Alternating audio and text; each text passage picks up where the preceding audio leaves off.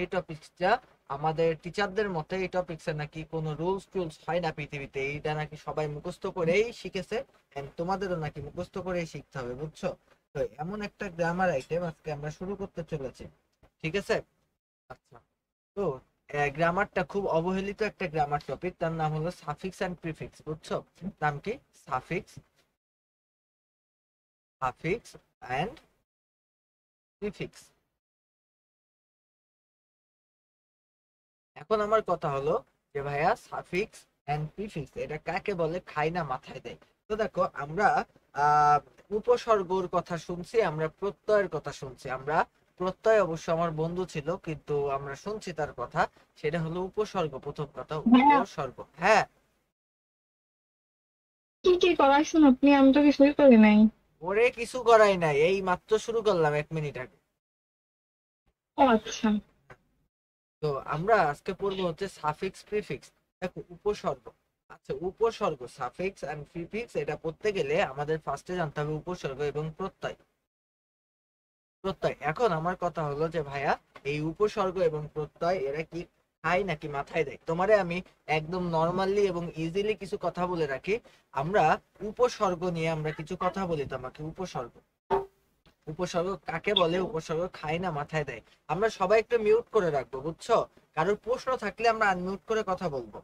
আচ্ছা, এখন এরপরে আমরা যদি বলি উপসর্গ, উপসর্গ, তো উপসর্গ কাকে বলে বলো তো?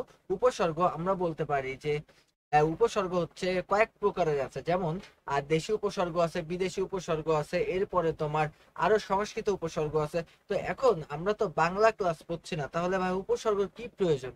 উপসর্গের প্রয়োজন আছে। উপসর্গ হলো এমন একটা জিনিস যার নিজের কোনো অর্থ নেই, নিজের কোনো অর্থ নেই, বুঝছো? উপসর্গ হলো এমন একটা জিনিস যার নিজের কোনো অর্থ নেই, কিন্তু এর একটা বিশাল ক্ষমতা আছে, বিশাল ক্ষমতা, বুঝছো? বিশাল ক্ষমতা। এই ক্ষমতাটা আসলে কি জানো? এই বিশাল ক্ষমতা, এই ক্ষমতাটা হলো এ যে কোনো ভালো একটা শব্দরে পাইলে জাস্ট তার আগে বসে তার একদম অর্থই চেঞ্জ করে ফেলতে পারে।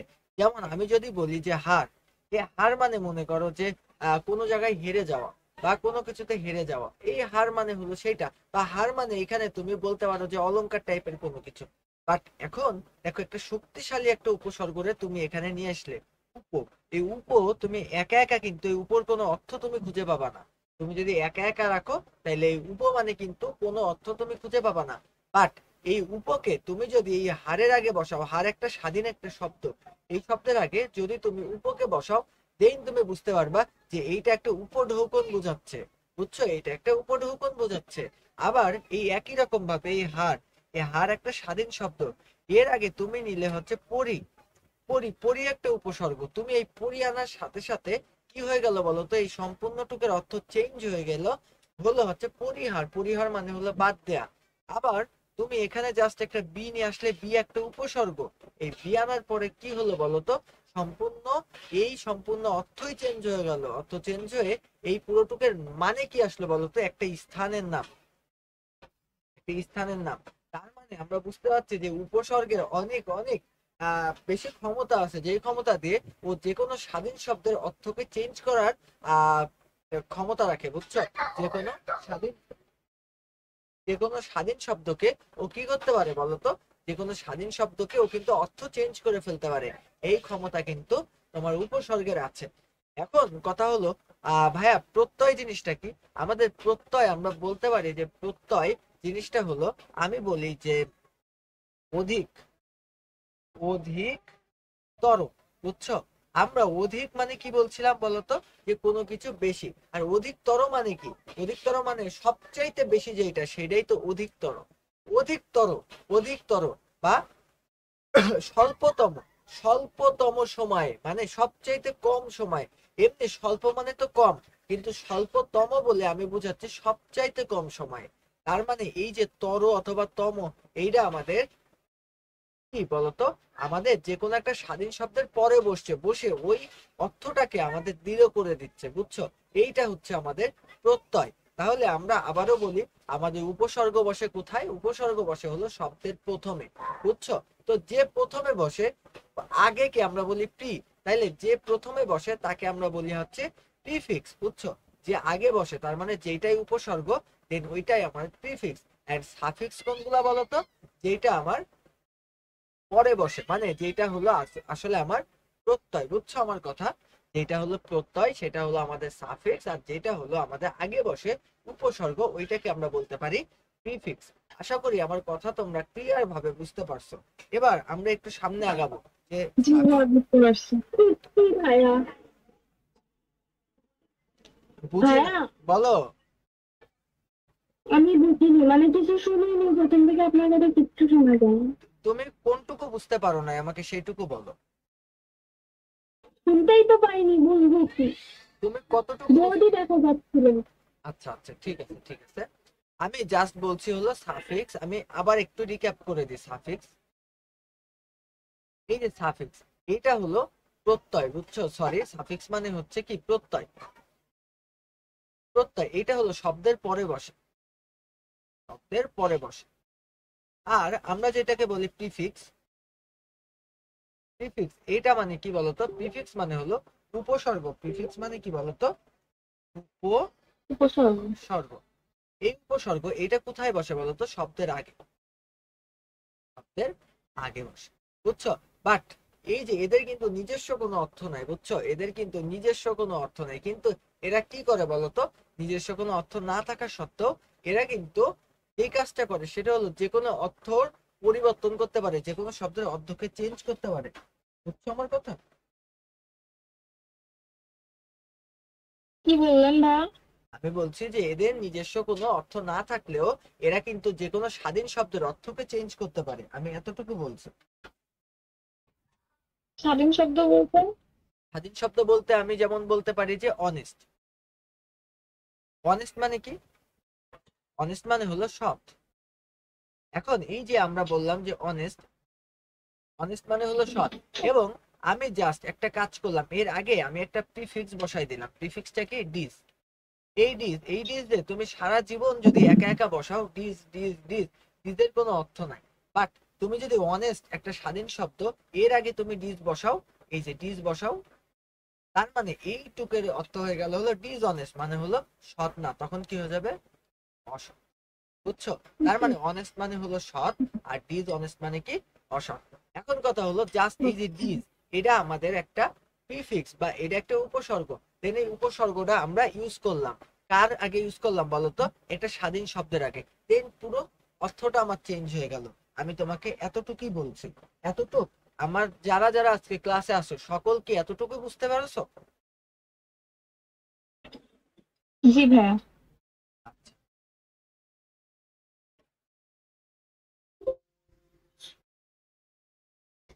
আজকে আমি দেখিনি কে কে আসো। এই ইয়া, ক্যামেরা অফ করে দাও। আচ্ছা, তো কে কে আসো এক এক করে বলো। অহনা আসো, নিশাত আসো, আর আর এরা কারা কারা আসো এখানে? আমি এসেছি। আচ্ছা, উষা উষা। উষা, আর কে আসো?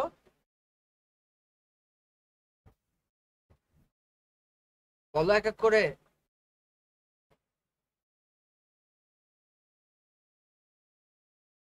তোমার নাম বলো। তোমরা কে কে আসো আজকে এখানে?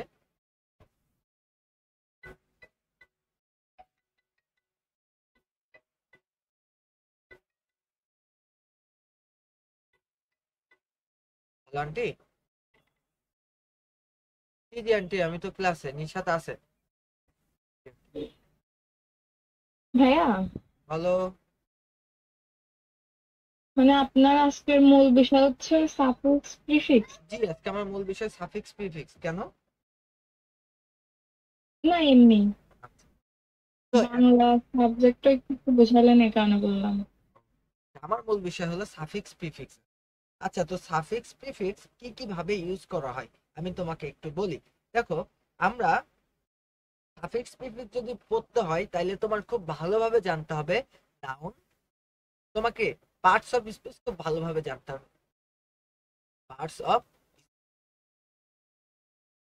বুঝছো? পার্টস অফ স্পিচ তোমাকে খুব ভালোভাবে জানতে হবে। কারণ কি বলতো? পার্টস অফ স্পিচ ছাড়া সাফিক্স প্রিফিক্স কোনোভাবেই সম্ভব না। এখন কথা হলো ভাইয়া, এই যে আমরা সাফিক্স প্রিফিক্স তো এতদিন টিচাররা আমাদেরকে মুখস্থ করাইতো যেটা শুনতে ভালো লাগতো সেটা বসাতে বলতো, বাট আজকে আমরা কি করব, আসলে গ্রামারে সাফিক্স প্রিফিক্সটা কিভাবে পড়তে হয় আমরা আজকে সেইভাবে পড়ার চেষ্টা করব। দেখো আমরা যদি বলি, আমরা নর্মালি বলি যে অনেস্ট ডিজ অনেস্ট তো বুঝলাম, এবার আমরা একটা সাফিক্স নিয়ে কথা বলি। দেখো আমরা বলি এনজয়। এনজয়, এনজয় শব্দের অর্থ কি জানো? এনজয় শব্দের অর্থ হলো কি বলতো? এনজয়, এই যে এনজয় শব্দের অর্থ হলো উপভোগ করা। উপভোগ করা, বুঝছো? এনজয় শব্দের অর্থ কি? উপভোগ করা। তো এখন এই যে এনজয়, এনজয় অবশ্যই একটা ভার্ব আছে, ভার্ব। বাট এই এনজয় রে, তুমি এই এনজয় ভার্ব আছে, কিন্তু তুমি দেখলে যে তোমার বাক্যের এমন একটা পজিশনে এই এনজয়কে ব্র্যাকেট দাও, বাক্যের এমন একটা পজিশনে এই এনজয়কে ব্র্যাকেট দাও যে ওই জায়গাটায় ভার্ব মানানসই নয়।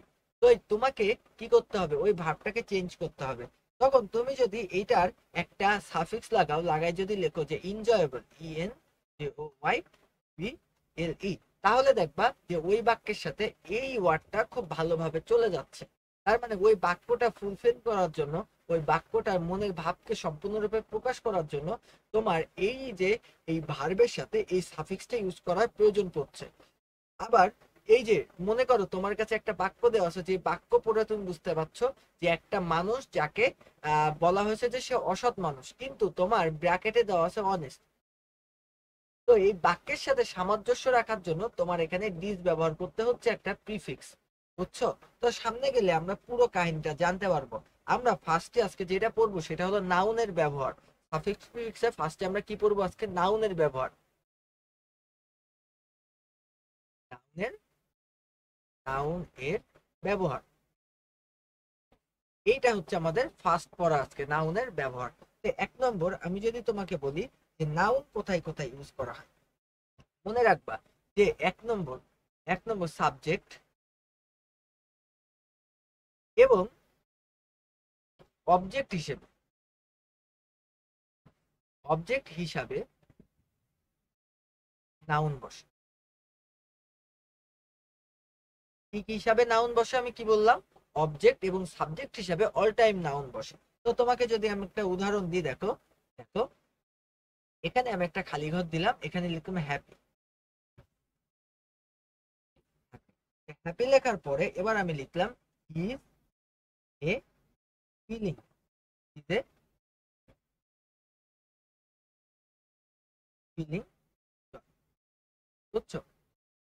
তো এই যে happy is a feeling joy, দেখো দেখো এখন কথা হলো হ্যাপি আমার কি? হ্যাপি আমার কোন পার্টস অফ স্পিচ? কে বলতে পারবে বলো তো?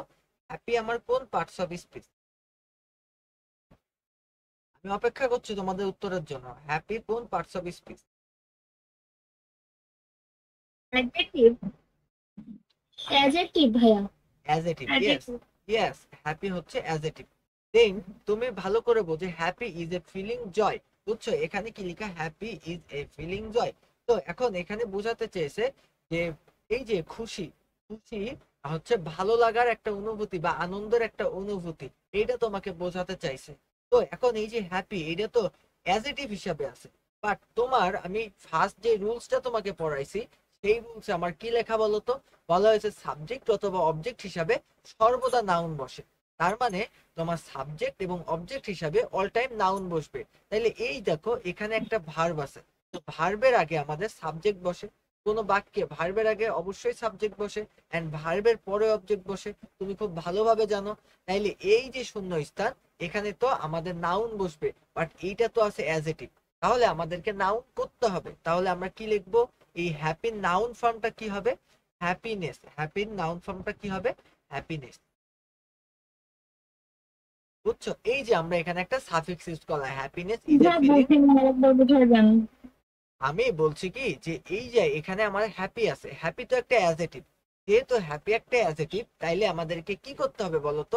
আমাদেরকে কিন্তু এখানে নাউন করতে হবে। কারণ কি বলতো?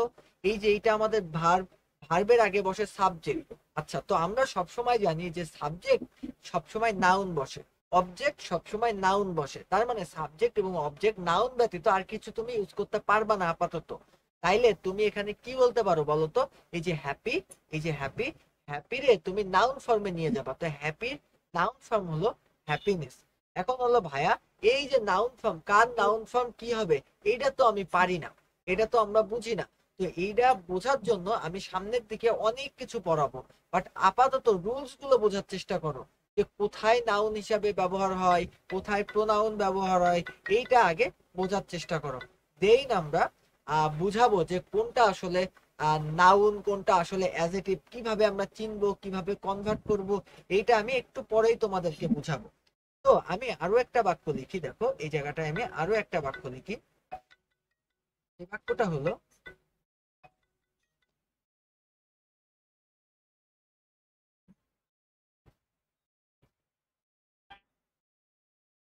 সেই বাক্যটা হলো দেখো, এখানে আমি যদি লিখি যে smoking,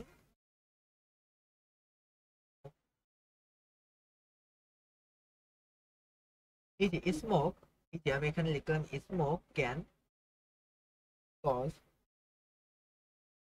cause cancer, smoke can cause cancer. দেখো এই এই যে এই বাক্যটার মানে কি বলতো, স্মোক ক্যান কজ ক্যান্সার, তার মানে হলো ধূমপান তোমার ক্যান্সারের কারণ।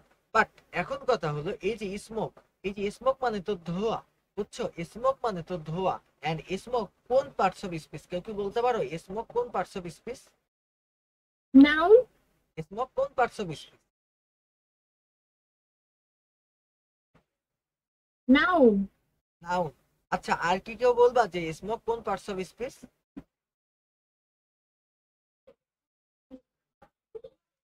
স্মোক কোন পার্টস অফ স্পিচ? এটা কি প্রোনাউন? প্রোনাউন। এইটা এটা কার নামের পরিবর্তে ইউজ হয়েছে জানো? না না না, তাহলে কি এটা বলো তো? অ্যাডজেক্টিভ। অ্যাডজেক্টিভ।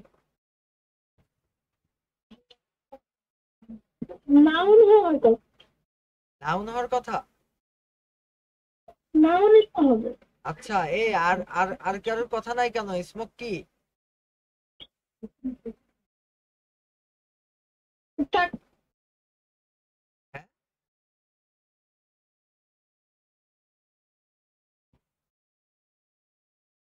এই যে এই জায়গাটাই স্মোক, স্মোক কিন্তু তোমার নাউন হিসেবে ইউজ হতে পারে, আমি তোমারে দেখাই, দেখো যে ভাই, স্মোক তো ধোঁয়া, তো এটা নাউন। দেখো দেখো এই যে স্মোক, এই স্মোক কিন্তু অনেক ভাবে ব্যবহার করতে করা হতে পারে, যেমন আহ এই যে এইখানে যদি আমি লিখি ডু স্মোক, এই যে এই যে আমি এখানে লিখলাম যে ডু ইউ স্মোক, এই জায়গাটায় কিন্তু স্মোক একটা ভার্ব, বুঝছো, এখানে কিন্তু ধূমপান করা বোঝানো হচ্ছে। এরপরে আমি যদি আবার বলি তোমাকে টু গিভ অফ স্মোক, ধূমপান ছেড়ে দাও, বুঝছো, তো স্মোককে আমরা বিভিন্ন জিনিস, বিভিন্ন পার্টস অফ স্পিচ হিসেবে ইউজ করতে পারবো তার অর্থ হিসাবে, বাট এই জায়গাটায় স্মোক কিন্তু নাউন হিসেবে ব্যবহার হচ্ছে না। নাউন হিসেবে কি এখানে ব্যবহার হচ্ছে বলতো? Smoke can be cause of cancer, বুঝছো, এখানে কিন্তু ভার্ব হিসেবে স্মোক ইউজ হচ্ছে, বাট তোমাকে কি করতে হবে, এটাকে আমাদের নাউন করতে হবে। তাহলে তুমি কি লিখবা? স্মোকিং, বুঝছো, তুমি লিখবা স্মোকিং। তুমি কি লিখবা? স্মোকিং ক্যান কজেস ক্যান্সার, তুমি লিখবা স্মোকিং। স্মোকিং, স্মোকিং হচ্ছে এখানে তোমার নাউন হিসেবে ইউজ হচ্ছে, বুঝছো। আচ্ছা, তো সামনে আমরা আরেকটু আগাই। দেখো আমি যদি তোমাকে বলি রুলস নাম্বার 2, রুলস নাম্বার 2, দেখো 2 নম্বর রুলস কি জানো? প্রিপোজিশনের পরে, প্রিপোজিশন এর পরে, পরে, বুঝছো, প্রিপোজিশনের পরে যদি শূন্য স্থান থাকে, যদি শূন্য স্থান থাকে তাহলে সেখানে নাউন বসে। কোথায় বসে বলতো? প্রিপোজিশনের পরে যদি শূন্য স্থান থাকে সেখানে নাউন বসে, বুঝছো। আর কথা হলো, আরো একটা কথা হলো, আর যে সকল ভার্বের আলাদা কোনো নাউন নাই, বুঝছো, আবার কিছু কিছু ভার্ব আছে, বুঝছো, অনেকগুলো ভার্ব আছে, যে সকল ভার্বের, যে সকল ভার্বের, ভার্ব এর আলাদা কোনো নাউন ফর্ম নেই, আলাদা কোনো নাউন নাই, তাদের কি বসে বলতো? তাদের পরে V plus I N G বসে, বুঝছো। তার মানে কি আমি বুঝলাম, প্রিপোজিশনের পরে, প্রিপোজিশনের পরে অল টাইম আমাদের কি বসবে? নাউন বসবে। আর যে সকল নাউনে, যে সকল ভার্বের কোনো নাউন ফর্ম নাই, যে সকল ভার্বের কোনো নাউন ফর্ম নাই, সে সকল ভার্বে কি বসবে বলতো? সে সকল ভার্বের এখানে আমাদের আইএনজি বসবে, বুঝছো? যে সকল ভার্বের কোনো নাউন ফর্ম নাই তারপরে আমাদের আইএনজি বসবে। আশা করি বোঝা গেছে। তো আমি একটা উদাহরণ দিলে একটু ক্লিয়ার হবা। সেটা হলো আমি তোমাকে লিখি this is one kind of dash. দেখো আমি লিখলাম this is one kind of free. দেখো এই যে ফ্রি, ফ্রি কি বলতো? এই ফ্রি মানে কি মুক্ত হওয়া। তো ফ্রি, ফ্রি কি নাউন বলতো? নাউন না। তাইলে আমাদের এখানে নাউন ইউজ করতে হবে। তাহলে আমরা লিখতে পারবো ফ্রিডম মানে স্বাধীন, ফ্রিডম, বুঝছো? This is one kind of freedom, আমরা এটা ইউজ করতে পারবো। এর পরবর্তীতে আমি তোমাকে আরো কিছু রুলস দেখাবো। দেখো এখানে আমরা 2 নম্বর রুলস দেখলাম, এবার 3 নম্বর রুলস আমরা আসি। আমি তোমাকে যদি বলি যে হ্যাভ, হ্যাজ অথবা হ্যাড, বুঝছো? হ্যাভ, হ্যাজ অথবা হ্যাড যদি সহকারী ভার্ব হিসেবে ব্যবহার না হয়ে মূল ভার্ব হিসেবে ব্যবহার হয়, হ্যাভ হ্যাজ হ্যাড মাঝে মাঝে মূল ভার্ব হিসেবে ইউজ হয়, আমরা জানি। মূল ভার্ব হিসাবে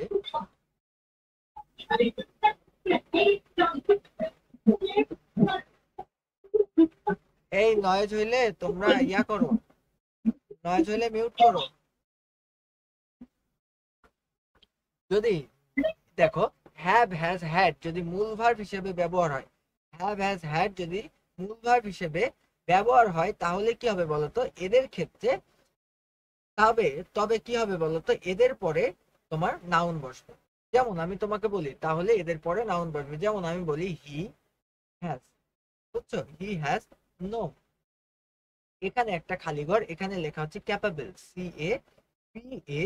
CAPABLE, capable to, capable to do something. দেখো এই যে আমি লিখলাম, দেখো এখানে হ্যাজ আছে, তো হ্যাজ এর পরে আমি বলছিলাম এই হ্যাজ, দেখো এখানে কিন্তু সাহায্যকারী ক্রিয়া না, এই হ্যাজ কিন্তু এখানে মেইন ভার্ব হিসেবে ব্যবহার হচ্ছে। যেহেতু হ্যাজ হিসেবে, হ্যাজ এখানে মেইন ভার্ব, হ্যাজ এখানে যেহেতু মেইন ভার্ব হিসেবে ব্যবহার হচ্ছে, তাই আমরা কি করব বলতো? এই ক্যাপাবেল কে আমরা নাউন করব। তো ক্যাপাবেলের নাউন ফর্ম কি? ক্যাপাবিলিটি, বুঝছো? ক্যাপাবেলের নাউন ফর্ম কি? ক্যাপাবিলিটি, ক্যাপাবিলিটি, বুঝছো? ক্যাপাবেলের নাউন ফর্ম হলো ক্যাপাবিলিটি। তাহলে আমাদের রুলস নাম্বার 3 কি? যদি হ্যাভ হ্যাজ হ্যাড যদি মূল ভার্ব হিসেবে ব্যবহার হয় তাহলে তারপরে আমরা সবসময় নাউন ইউজ করব, বুঝছো? হ্যাভ হ্যাজ হ্যাড যদি মূল ভার্ব হিসেবে ব্যবহার হয় তাহলে আমরা তারপরে কি ইউজ করব? নাউন ইউজ করব। এরপরে আমি যদি বলি, এরপরে আমি আরেকটা বললাম যে we can, can take risk. ভাইয়া, বলো। আপনি এর আগে কি করাছেন আমি বুঝি না, আরেকবার বলেন। দেখো আমি তোমারে বলি যে এই যে হ্যাভ হ্যাজ হ্যাড, এই যে হ্যাভ হ্যাজ হ্যাড এই তিনটার পরে হ্যাভ, হ্যাজ অথবা হ্যাড এই তিনটার পরে যদি আমাদের মূল ভার্ব হিসেবে ইউজ হয়, এই তিনটা যদি আমাদের মূল ভার্ব হিসেবে ইউজ হয় তাহলে এরপরে সবসময় আমাদের নাউন বসে, বুঝছো? এই হ্যাভ হ্যাজ হ্যাড যদি আমাদের মূল ভার্ব হিসেবে ইউজ হয় তাহলে তারপরে আমরা সবসময় কি ইউজ করি বলতো? আমরা সবসময় নাউন ইউজ করি। তাহলে দেখো এখানে আছে হি হ্যাজ নো ক্যাপাবল, তো এখানে ক্যাপাবল হবে না, কারণ এখানে ক্যাপাবল একটা ভার্ব, তো আমাদের নাউন ইউজ করতে হবে। তো ক্যাপাবলের নাউন কি? ক্যাপাবিলিটি, বুঝছো? ক্যাপাবলের নাউন হচ্ছে ক্যাপাবিলিটি। এবার আমি তোমাকে বলি প্যাসিভ নাউনের পরে শূন্য স্থানে নাউন বসতে পারে। দেখো প্যাসিভ নাউনের পরে শূন্য স্থানে নাউন বসতে পারে কেমন ভাবে আমি তোমাকে দেখাই। যে দেখো we can take risk our own project, our own project. তো এখানে তোমার কি হবে? প্রজেকশন হবে, বুঝছো? প্রজেকশন হবে, এখানে প্রজেক্ট হবে না, এখানে হবে প্রজেকশন। আচ্ছা এর পরবর্তীতে দেখো অ্যাজেটিভ, এই রুলসটা সবচেয়ে বেশি ইম্পর্টেন্ট, এই রুলসটা সবচেয়ে বেশি ইম্পর্টেন্ট। অ্যাজেটিভের, অ্যাজেটিভ এর পর যদি কোনো শূন্য স্থান থাকে তবে সেখানে নাউন বসে। যদি কোনো শূন্য স্থান থাকে, বুঝছি? অ্যাজেটিভের পর শূন্য স্থান থাকলে, স্থান থাকলে সেখানে নাউন বসে। যেমন আমি যদি বলি যে, আমি যদি বলি যে he is a good boy. দেখো এখানে আমি কি বললাম, এই যে গুড, এই গুডটা কি আমার অ্যাডজেক্টিভ, তো গুডের পরে বসলো আমাদের কি, গুডের পরে বসলো আমাদের নাউন। আমার কথা,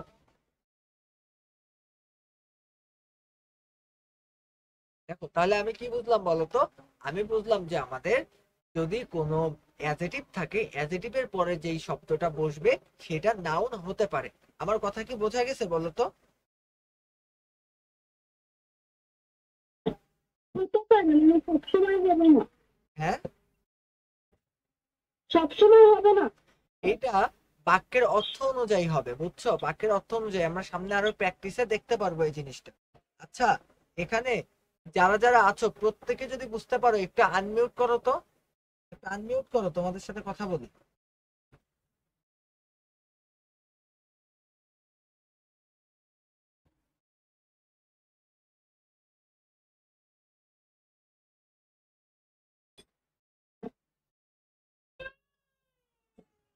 বলো তোমরা কি সবাই বুঝছো? হ্যাঁ, আমি কি সামনে আগাবো? হ্যাঁ, বুঝছি। আচ্ছা, নিশাত, অহনা, তোমরা বুঝছো তাই না? হ্যাঁ, বুঝতে পারছি। না, না, ওইটা আরেকবার দেখি। আচ্ছা, আর আর বাকি যারা আছো তাদের কি অবস্থা? যেটা হচ্ছে বুঝেছি। আর আর সবাই বলো।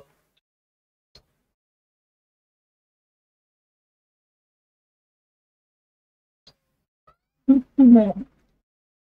মোহনা বুঝছো? আচ্ছা, তো এখানে আছো কতজন? 1 2 3 4 5 6 7 জন। 1 2 3 4 5 6 7 জন। তো 7 জনের মধ্যে সবাই কি বুঝছো? জি ভাইয়া। কে বোঝো নাই সে আনমিউট করে আমাকে বলো, নাই আমরা পরের পরের স্টেপে যাব।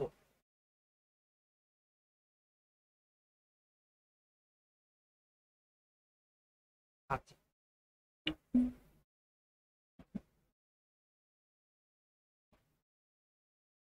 তো এবার আমরা যেটা এখন পড়তে চলেছি, সেটা আমরা তো তোমার নর্মালি যেটা বুঝলাম সেটা হলো তোমার নাউন।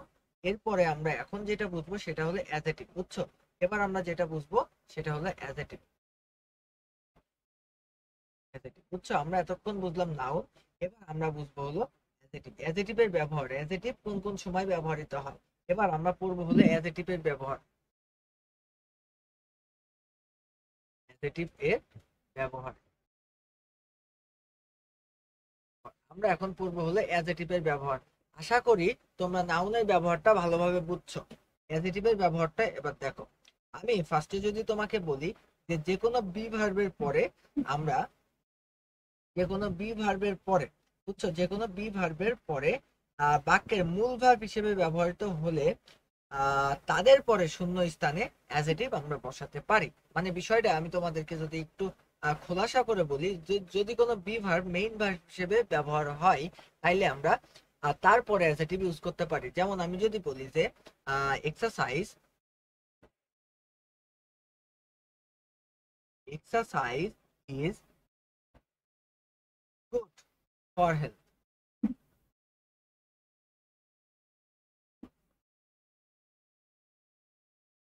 দেখো আমি কি লিখলাম, exercise is good for health, আমি এই কথাটুকু লিখলাম যে exercise is good for health.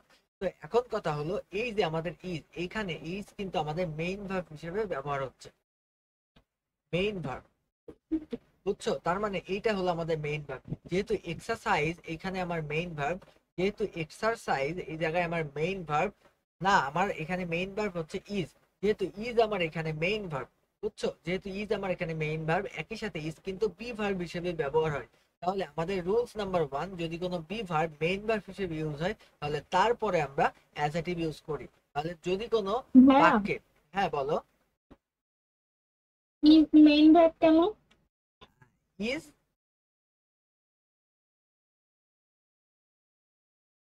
দেখো আমি তোমারে বলি, দেখো এই বাক্যটাই তুমি ইজ ছাড়া আর কি কোনো ভার্বকে খুঁজে পাচ্ছ বলো তো?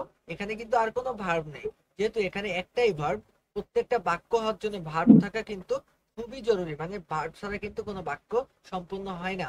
বিকজ এই বাক্যটাই দেখো, এখানে যে ইজটা আছে, এই ইজ ও যদি অন্য কোনো মেইন ভার্ব থাকা বাক্যে বসে তাহলে সে সাহায্যকারী ক্রিয়া বা বি ভার্ব হিসেবে ইউজ হয়। বাট এই বি ভার্বটা কিন্তু এইখানে একমাত্র একটা ভার্ব হিসেবে বসছে, তাই এই ভার্বটা কিন্তু এখানে আমাদের মেইন ভার্ব হিসেবে ইউজ হচ্ছে।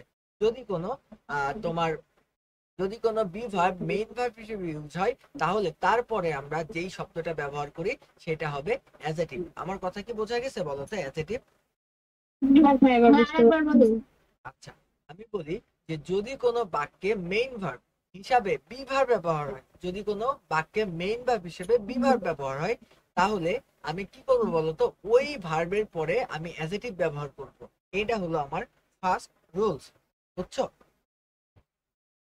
আচ্ছা, এরপরে আমি বলি নাউনের পূর্বে, নাউন এর আগে, বুঝছো?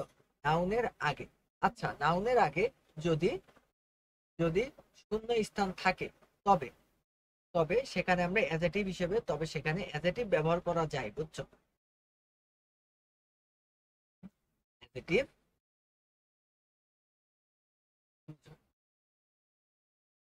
হতে পারে। মানে বিষয়টা কেমন বলতো? যদি নাউনের আগে যদি অ্যাজেটিভ ইউজ হতে পারে, বুঝছো? নাউনের আগে যদি শূন্য স্থান থাকে সেখানে অ্যাজেটিভ ইউজ হতে পারে। যেমন আমি যদি তোমাকে বলি he is a good boy, তো দেখো এইখানে দেখো আমাদের নাউন আছে, তো নাউনের আগে যদি ফাঁকা স্থান থাকে সেখানে কিন্তু এই যে আমরা অ্যাজেটিভ ইউজ করতে পারি। তার মানে আমরা কি বললাম বলতো? যদি কোনো বাক্যে নাউনের আগে যদি ফাঁকা কোনো স্থান থাকে সেখানে আমরা অ্যাজেটিভ ব্যবহার করতে পারি, বুঝছো? যদি কোনো বাক্যে নাউনের পূর্বে ফাঁকা স্থান থাকে সেখানে কিন্তু আমরা অ্যাজেটিভ ব্যবহার করতে পারি। আচ্ছা, আর অ্যাজেটিভ কোথায় ব্যবহার করা হয় বলতো? আর অ্যাজেটিভ আমরা ব্যবহার করতে পারি যেমন যদি কোনো ভার্ব, বুঝছো? যদি কোনো ভার্ব, যেমন মনে করো যে যদি কোনো ভার্ব যেমন লুক, আমি কয়েকটা জিনিস লিখে দিই তোমাকে। যদি কোনো ভার্ব যেমন লুক, লুক এরপরে সিম, গ্রো, এরপরে থাকতে পারে টেস্ট, এরপরে থাকতে পারে রিমেইন, এরপরে থাকতে পারে সাউন্ড, এরপরে থাকতে পারে হচ্ছে অ্যাপেয়ার, বুঝছো? অ্যাপেয়ার, এরপরে থাকতে পারে টার্ন, এরপরে কি থাকতে পারে বলতো? বিকাম, এরপরে ভাইয়া, কিপ। বলো। অ্যাপেয়ার মানে কি? অ্যাপেয়ার, অ্যাপেয়ার কোনটার কথা বলছো? হ্যাঁ, অ্যাপেয়ার। অ্যাপেয়ার। আচ্ছা, বলছি এই অ্যাপেয়ার বানান তো আমি ভুল লিখছি মনে হয়, দাঁড়াও আপনাকে ঠিক করে। APPEAR, EAR। আচ্ছা, APPEAR। আচ্ছা বলো তো এইটা কোন parts of speech? Appear appear কোন পার্টস অফ স্পিচ বলো তো? অ্যাপেয়ার কোন পার্টস অফ স্পিচ? এর অর্থ হলো প্রদর্শিত, বুঝছো? প্রদর্শিত, প্রদর্শিত। বুঝছো? নাউন। এপিপি,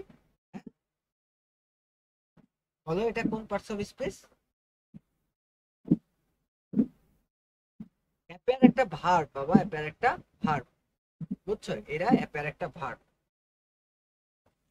তো এখন প্রদর্শিত। ভাই, এটার অর্থ কি বললাম?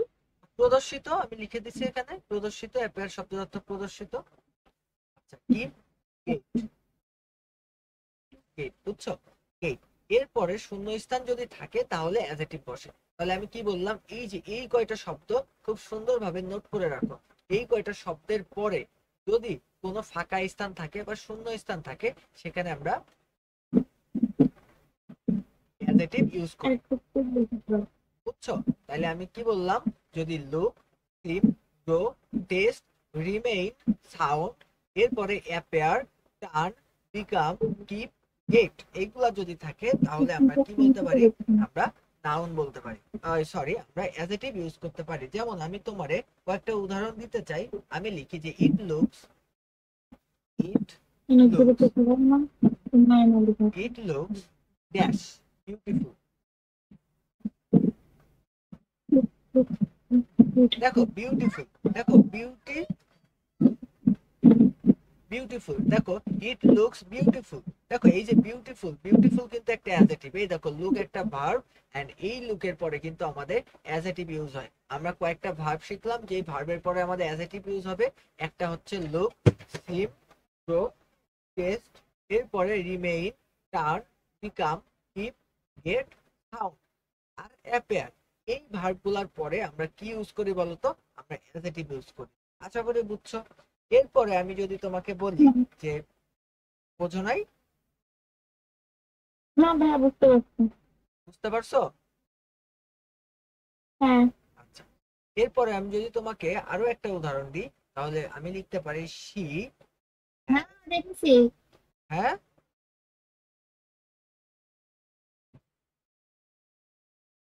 ডাউন, শি হ্যাজ ডাউন, বুঝছো? She has down colour, colour picture. দেখো এই যে কালার, এখানে মনে করো তোমার একটা ব্র্যাকেট দেওয়া আছে এবং তার পাশে একটা ফাঁকা ঘর দেওয়া আছে। তো কালার পিকচার তো হয় না, বুঝছো? কালারফুল পিকচার হয়। দেখো এই পিকচার একটা নাউন, তো তুমি জানো নাউনের আগে একটা অ্যাডজেক্টিভ ইউজ করা যায়। তার মানে এখানে তুমি কালার ইউজ করতে পারবে না, তোমার ইউজ করতে হবে কালারফুল পিকচার। কালারফুল পিকচার, বুঝছো? তোমার এখানে কালারফুল ইউজ করতে হবে। আশা করি তুমি বুঝতে পারছো। এখন কথা হচ্ছে, যদি কোনো অ্যাডভার্বের পরে শূন্য স্থান থাকে তাহলে সেখানে অ্যাডজেক্টিভ বসতে পারে। যদি কোনো অ্যাডভার্বের পরে, অ্যাডভার্ব এর পরে শূন্য স্থান থাকে, শূন্য স্থান থাকে, সেখানে আমাদের অ্যাডজেক্টিভ বসতে পারে।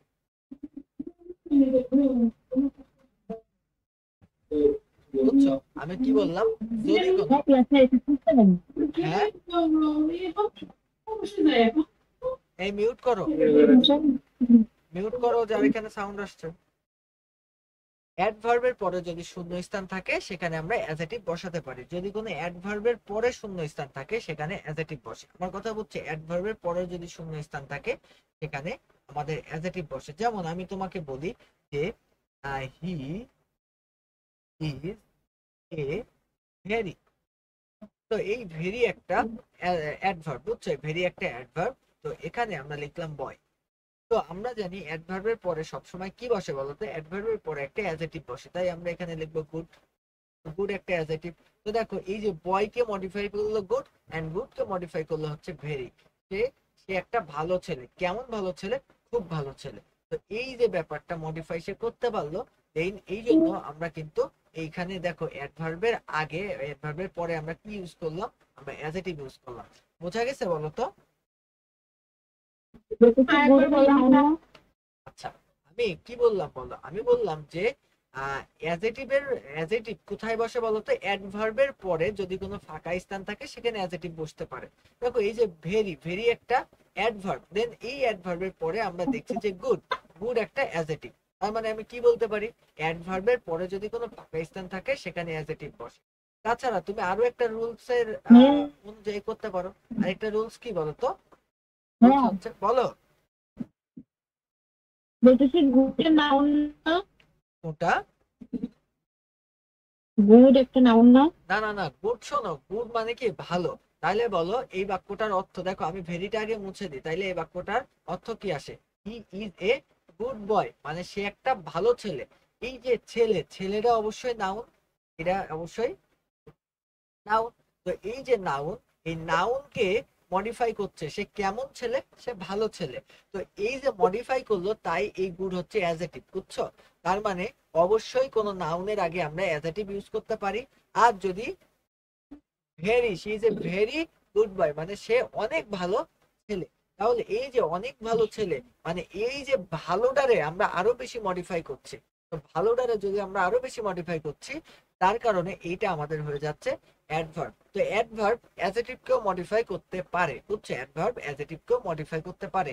দেন আমরা বলতে পারি যে অ্যাডভার্বের পরে আমরা ইচ্ছা করলে তোমার অ্যাডজেক্টিভ বসাতে পারি। অ্যাডভার্বের পরে ইচ্ছা করলে আমরা অ্যাডজেক্টিভ বসাতে পারি। আশা করি এই জিনিসগুলো তোমরা বুঝতে পারছো। এবার আমরা যাব হলে অ্যাডভার্বের রুলস। অ্যাডভার্ব এর ব্যবহার। ব্যবহার, অ্যাডভার্বের ব্যবহার। দেখো অ্যাডভার্বের ব্যবহারগুলা আমরা একটু দেখার চেষ্টা করব। অ্যাডভার্বের ব্যবহার যেমন আমি যদি লিখি যে যদি বাক্যে কোনো সাহায্যকারী ভার্ব, দেখো আমরা বাক্যে বিভিন্ন সাহায্যকারী ভার্ব পাই না, যদি কোনো বাক্যে সাহায্যকারী ভার্ব এবং মূল ভার্বের মাঝখানে শূন্য স্থান থাকে, যদি কোনো বাক্যের সাহায্যকারী ভার্ব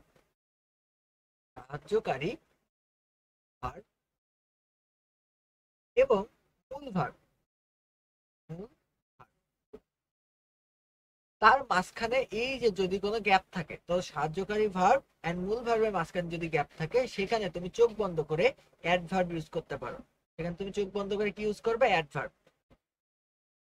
বুঝছো আমি কি বলেছি? যদি কোনো বাক্যে সাহায্যকারী ভার্ব এন্ড মূল ভার্বের মাঝখানে যদি কোনো গ্যাপ থাকে, সেই বাক্যে তুমি চোখ বন্ধ করে অ্যাডভার্ব ইউজ করতে পারবে। যেমন আমি তোমাকে দেখাই যে he will dash definite if I if I definite come, he will definite come tomorrow। দেখো আমি এই বাক্যটা লিখলাম, দেখো এখানে দেখো উইলটা আছে এন্ড দেখো এখানে কামটা আছে, আর এটা কিন্তু শূন্য স্থানে আমরা বসাবো ঠিকঠাক করে। তো এই যে উইল একটা আমাদের সাহায্যকারী ক্রিয়া, অক্সিলারি ভার্ব, এন্ড এই যে আমাদের কাম একটা মেইন ভার্ব। তো এই দেখো অক্সিলারি ভার্ব এন্ড মেইন ভার্বের মধ্যে আমাদের একটা গ্যাপ আছে।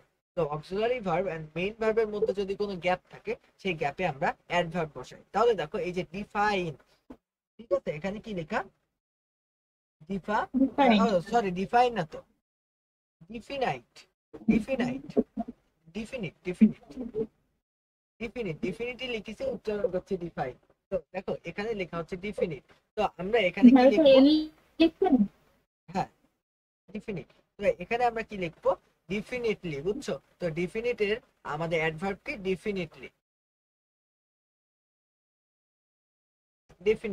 বুঝছো? আমরা he will definitely come tomorrow, আমরা এই কথাটুকু লিখতে পারি। তো এর পরবর্তীতে আমরা অ্যাডভার্বের আরেকটা সুন্দর একটা রোল জানবো, সেটা হলো যে বাক্যের শেষে যদি শূন্য স্থান থাকে, একদম বাক্যের শেষে, যদি বাক্যের শেষে যদি শূন্য স্থান থাকে, কোথায় থাকবে বলতো? বাক্যের শেষে যদি শূন্য স্থান থাকে, বাক্যের শেষে যদি শূন্য স্থান থাকে, সেখানে অ্যাডভার্ব বসে। সেখানে কি? অ্যাডভার্ব বসে। যেমন আমি লিখতে পারি, আমি কি লিখতে পারি বলতো? প্লিজ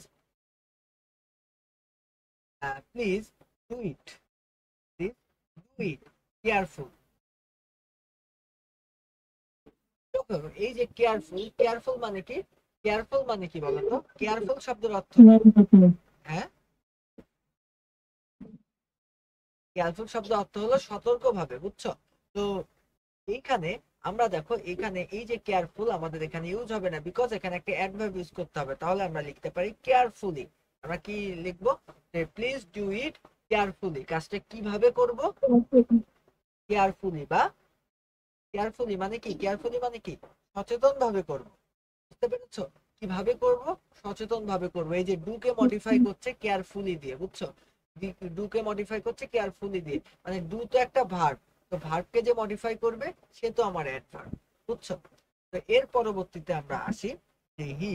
এবার আমরা যদি বলতে পারি যে যদি কোনো সাবজেক্ট এবং যদি ভার্বের মাঝখানে, ভার্বের মাঝে, বুঝছো, যদি সাবজেক্ট এবং ভার্বের মাঝে বা মধ্যে, সাবজেক্ট এবং ভার্বের মধ্যে যদি শূন্য স্থান থাকে, যদি সাবজেক্ট এবং ভার্বের মধ্যে যদি শূন্য স্থান থাকে, সাবজেক্ট এবং ভার্বের মধ্যে যদি শূন্য স্থান থাকে, তাহলে ওই শূন্য স্থানে অ্যাডভার্ব বসে। যদি সাবজেক্ট এবং ভার্বের মধ্যে কোনো শূন্য স্থান থাকে, তাহলে ওই শূন্য স্থানে বসে অ্যাডভার্ব।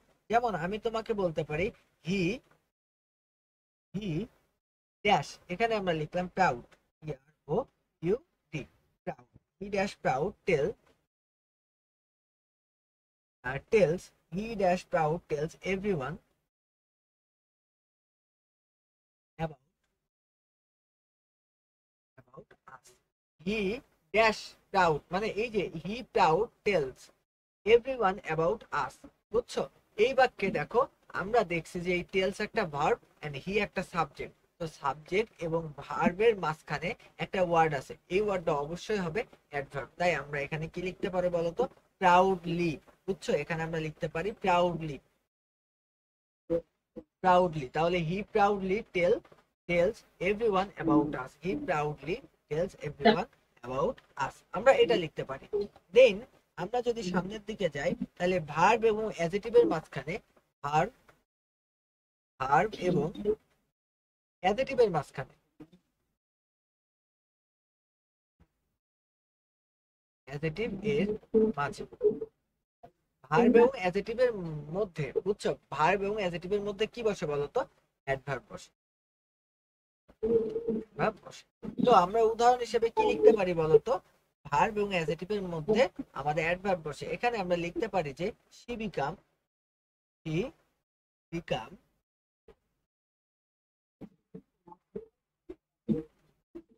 she become total, বুঝছো, টোটাল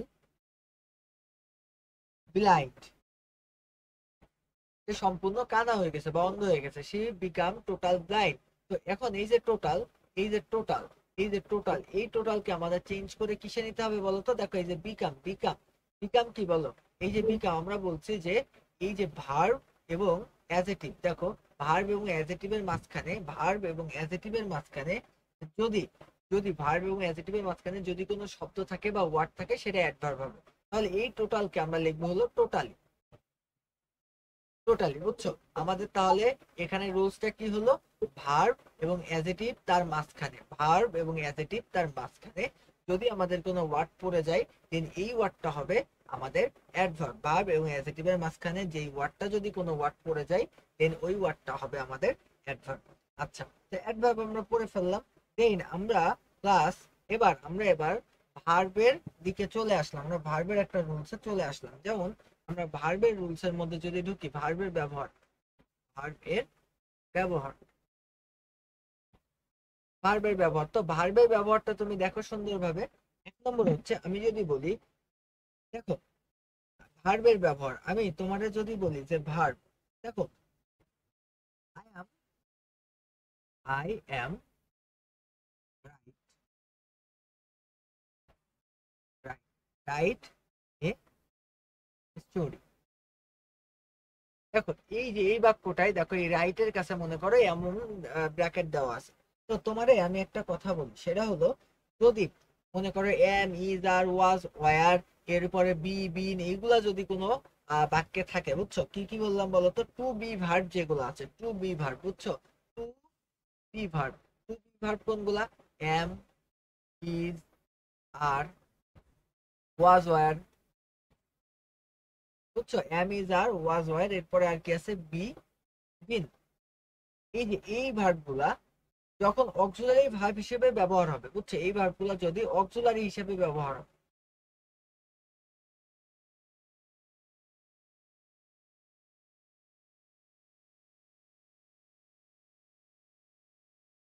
অক্সিলারি, বুঝছো? অক্সিলারি,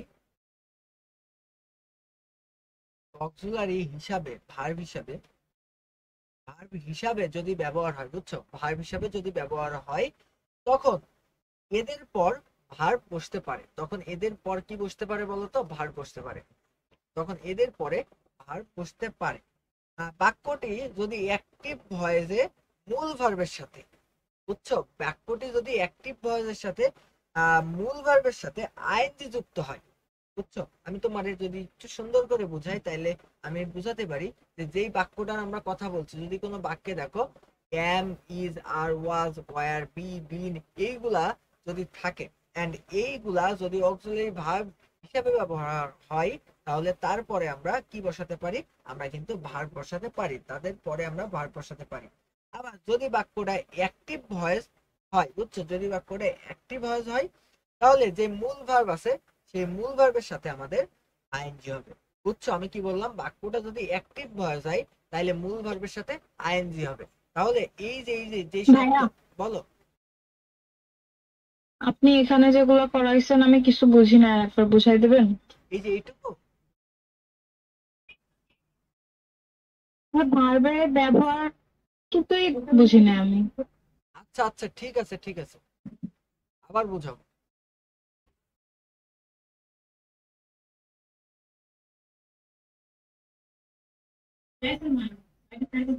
দেখো বাক্যে যদি দেখো, বাক্যে যদি টু বি ভার্ব থাকে, টু বি ভার্ব থাকে, টু বি ভার্ব কোনগুলা বলো তো? Am, is, are, was, were, have, ধুত্তরি, বি, বিন, এইগুলা যদি থাকে, যদি কোনো বাক্যে এই যে এই ভার্বগুলো যদি অক্সিলারি ভার্ব হিসেবে ব্যবহার হয়, এই ভার্বগুলো যদি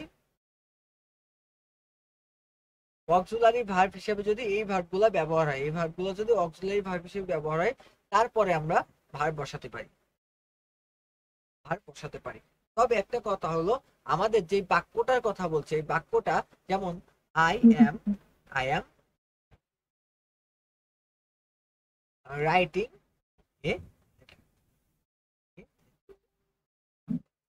আমি লিখলাম I am writing a letter, আমি এই কথাটুকু যে লিখছি বুঝছো, I am writing a letter, তাহলে এই যে আমি লিখলাম I am writing a letter, এখন তোমার খুব সুন্দরভাবে আমি যদি বলি, তাহলে দেখো এই দেখো আমাদের অক্সিলারি ভার্ব হিসেবে ব্যবহার হচ্ছে, তারপরে আমরা ভার্ব বসাইছি। বাট যেহেতু এই বাক্যটা আমাদের অ্যাক্টিভ ভয়েসে আছে, এই বাক্য যেহেতু এই বাক্যটা আমাদের অ্যাক্টিভ হিসেবে ব্যবহার হয়েছে, অ্যাক্টিভে আছে, তাই আমরা ভার্বের পরে আমরা একটা আইএনজি ব্যবহার করে আমরা লিখছি হলো I am writing a letter. বুঝছো আমার কথা? যদি কোনো বাক্যে, যদি কোনো বাক্যে এই যে am, is, are, was, were এগুলা যদি বি ভার্ব হিসেবে ইউজ হয়, am, is, are, was, were এগুলা যদি আমাদের অক্সিলারি ভার্ব হিসেবে ইউজ হয়, তাহলে তারপরে আমরা ভার্ব বসাতে পারি। বাট বাক্যটা যদি অ্যাক্টিভে থাকে, তাহলে ভার্ব মেইন ভার্বের পরে আমাদের আইএনজি ইউজ করতে হয়। বাট বাক্যটা যদি আমাদের অ্যাক্টিভে না থাকে, প্যাসিভে থাকে, তাহলে আমরা ভার্বের শেষে আইএনজি যোগ করি না। আমরা তখন কি করি বলতো? আমরা তখন ভার্বের 3 নম্বর রূপ ইউজ করি। যেমন আমি লিখতে পারি a letter, letter, a letter is written by me, written by me. দেখো তো আমি কি লিখলাম, এই দেখো a letter is written by me, a letter is written by me. এখন এই যে is being written by me, আমি কতটুকু লিখলাম, এই letter is being written by me। তো এখন আমার কথা হলো অন্য কোনো দিকে ফোকাস না, আমরা শুধু ভার্বের দিকে তাকাবো। দেখো এই যে এখানে একটা অক্সিলারি ভার্ব আছে এন্ড এই বাক্যটা প্যাসিভে আছে, যেহেতু এই বাক্যটা প্যাসিভে আছে, তাই আমরা এখানে ভার্বের কি করলাম বলতো? ভার্বের 3 নম্বর রূপ ইউজ করলাম। আর এই বাক্যটা যেহেতু অ্যাক্টিভে আছে, তাই আমরা ভার্বের শেষে শুধুমাত্র আইএনজি যোগ করলাম। বোঝা গেছে আমাদের এই রুলসটা? এবার সবকিছুই বুঝতে পারছি, কিন্তু এই অ্যাক্টিভ প্যাসিভের বিষয়টা বুঝতে পারি না। কিভাবে বুঝবো যে বাক্যটা অ্যাক্টিভে আছে আচ্ছা আচ্ছা, প্যাসিভে আছে? ঠিক আছে ঠিক আছে, আমি বলছি অ্যাক্টিভ আর প্যাসিভ। দেখো অ্যাক্টিভ মানে কি জানো? অ্যাক্টিভ মানে যার, যার যেই আমাদের সাবজেক্ট যেটা থাকবে, এই সাবজেক্ট ডিরেক্ট কাজ করতে পারবে। বুঝছো? সাবজেক্ট ডিরেক্ট,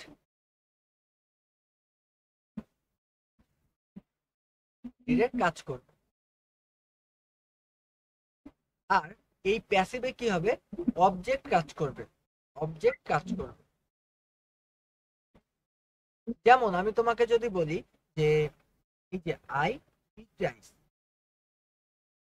এটা মানে আমি ভাত খাই। দেখো আমি কি ভাত খাইতে পারি? এটা অবশ্যই পারি, তাই তো? তার মানে আমার দ্বারা ভাত খাওয়া হবে, এটা সত্য কথা। বাট আমি যদি লিখি rice is eaten by me, দেখো এই যে ভাত আমার দ্বারা খাওয়া হচ্ছে, দেখো এই জায়গায় এই বাক্যে আমাদের সাবজেক্ট কে বলতো? এই ভাত। এই ভাত কি আসলে একা একা কারোর মুখে যে খাওয়া হইতে পারে? পারে না তো। তার মানে এ কিন্তু নিজের কাজ নিজে করতে পারবে না। বাট এই যে এখানে সাবজেক্ট কিন্তু নিজে নিজে কাজ করতে পারে। যদি কোনো সাবজেক্ট নিজে নিজে কাজ করতে পারে, সেই ক্ষেত্রে আমরা সেটাকে কি বলতে পারি বলতো? সেটাকে বলতে পারি আমাদের অ্যাক্টিভ ভয়েস। আর যদি কোনো বাক্যে সাবজেক্ট নিজে নিজে কাজ করতে না পারে, তাহলে আমরা সেটাকে বলতে পারি প্যাসিভ ভয়েস। এবার কি তুমি বুঝছো? হ্যাঁ ভাইয়া। তো এরপরে দেখো আমি যদি তোমাকে বলি যে সাবজেক্ট যদি, দেখো আমি এবার তোমাকে বলি যে সাবজেক্ট যদি থার্ড পারসন সিঙ্গুলার নাম্বার হয়, সাবজেক্ট যদি থার্ড পারসন সিঙ্গুলার নাম্বার হয়, তাহলে দেখো প্রথমে যদি বাক্যটা, বাক্যটা বাক্যটা যদি প্রেজেন্ট ইনডিফিনাইট টেন্স হয়। এই কে রে?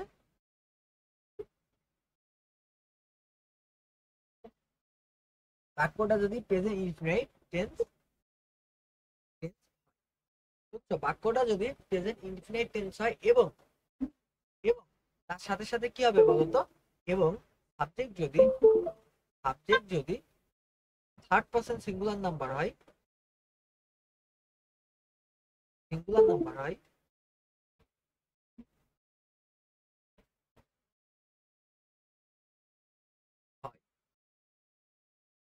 কিরাম হয় লিখলাম,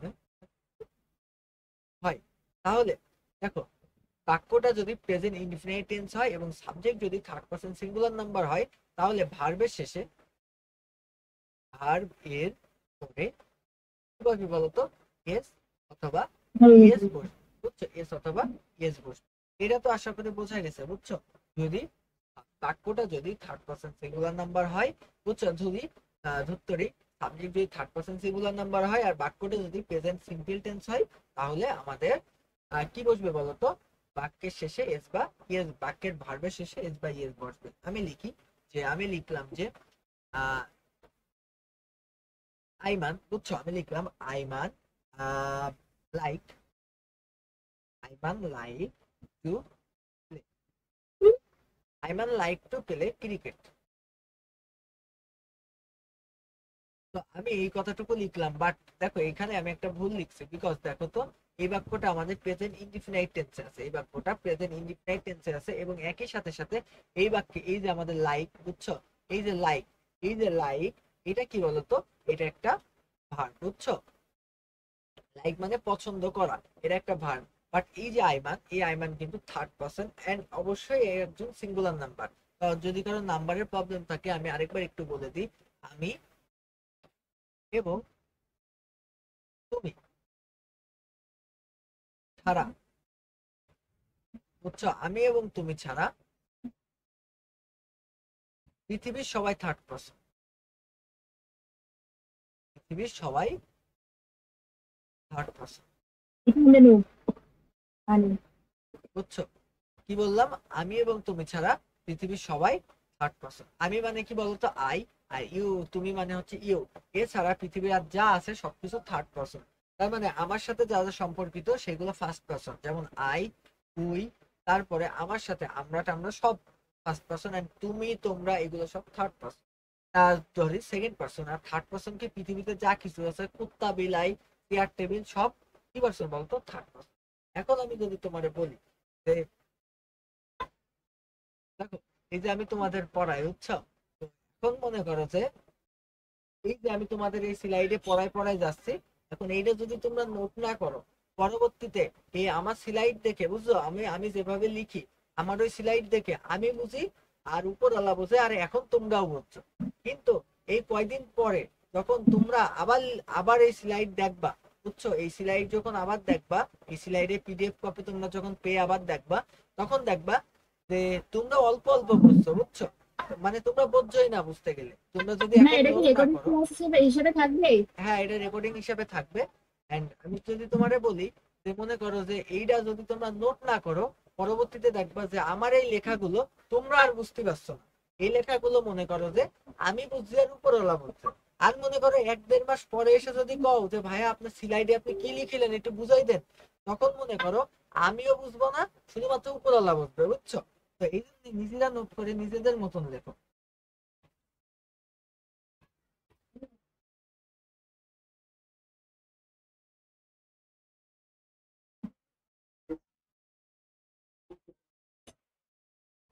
ভাইয়া, বলো।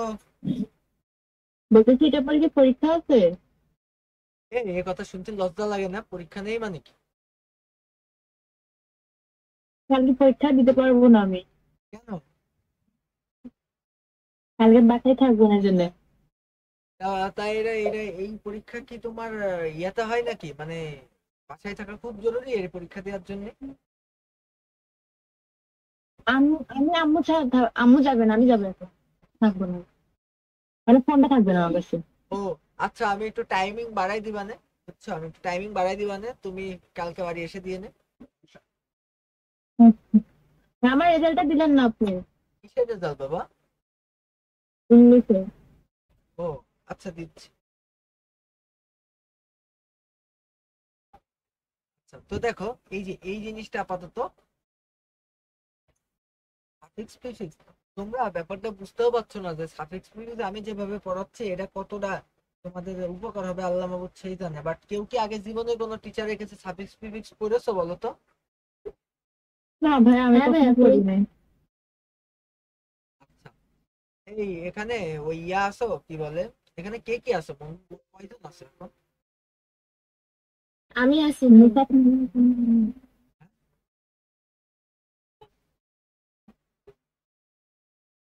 দেখিনি কয়জন আছে। সবাই আছে এখানে। আহ এক এক করে নাম বলো তো। নিশাত মাত্র চলে গেছে। নিশাত 1 নম্বরে আছে, মোহনা আছে, অ্যান্ড না, নিশাত চলে গেছে তো। নিশাত কোথায়? হ্যাঁ, নিশাদের একটু নেটের প্রবলেম হচ্ছে। আচ্ছা ঠিক আছে, আমি মানলাম। আচ্ছা, এখানে মোহনা আছে, এন্ড এখানে আরেকজন আছে, অহনা আছে। আচ্ছা, অহনা 2জন আছে এখানে আজকে। আচ্ছা, আরেকজন কি আছে? আর আর 2জন মিউট করা, এই 2জন একটু বলো দিন বাবা, তোমরা কারা?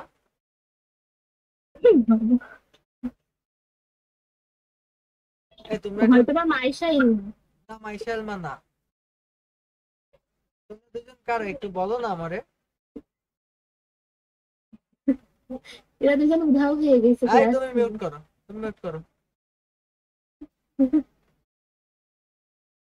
এই আর 2জন কারা একটু বলো আমারে শুনি, এই আমরা একটু পড়াশোনায় যাব।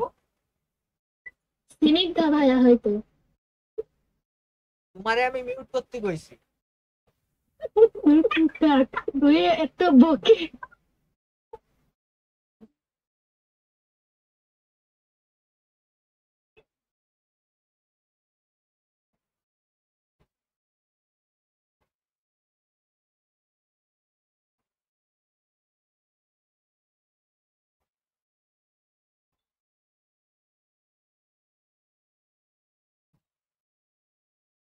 হ্যাঁ, এই তুমি এই যে এটাকে, এই যে এটা, এই যে এটা, আমি মাউস ঘোরাচ্ছি যার আমি উপরে। আমি না না, এই যে এটা, এই উপরে এটা, এই যে এটা এটাকে, তো আপনার।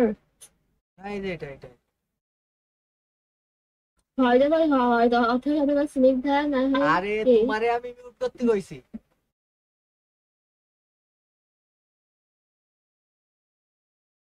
এটা একটা কথা হাজার 100 বার বলা লাগে।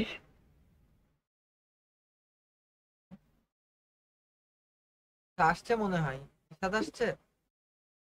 না, কি আসলো তো? আনিকা আসছে। ও ও আচ্ছা, ওইটা আনিকা ছিল। আনিকা হচ্ছে নিজের নাম লিখে তাই আবার আইছে, তাই না আনিকা?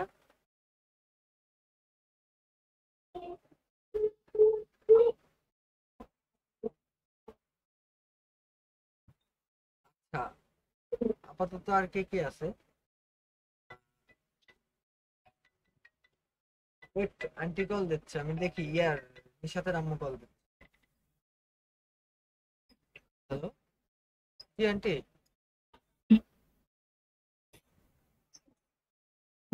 হ্যাঁ আন্টি, ক্লাস রেকর্ড হচ্ছে তো। কি? কি ওর কি হয়েছে আন্টি?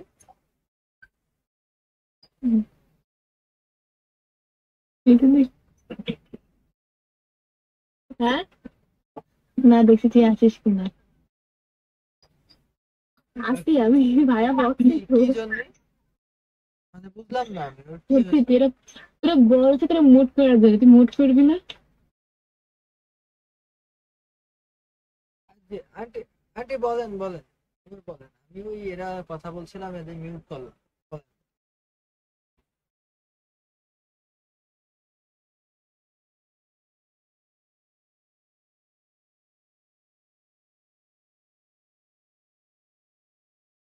ও আচ্ছা, ও বুঝছি বুঝছি।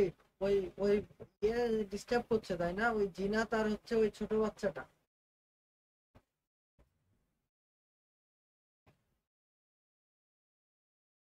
ও আচ্ছা আচ্ছা। আচ্ছা আন্টি, ঠিক আছে আন্টি, আমি রেকর্ড করে রাখছি, আমি রেকর্ড করে রাখছি।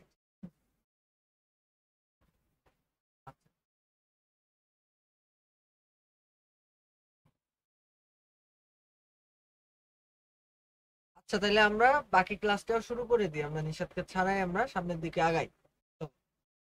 হ্যাঁ, সবাই কি হয়েছে? আর নিশাতের মাইগ্রেনের সমস্যা শুরু হয়েছে হঠাৎ করে, তো এই জন্য ও ও হঠাৎ করে মাইগ্রেনের সমস্যা শুরু হয়েছে, ও শুয়ে পড়ছে। তো দেখো তোমারে বলি যে এবার আমি যদি তোমাকে বলি যে দেখো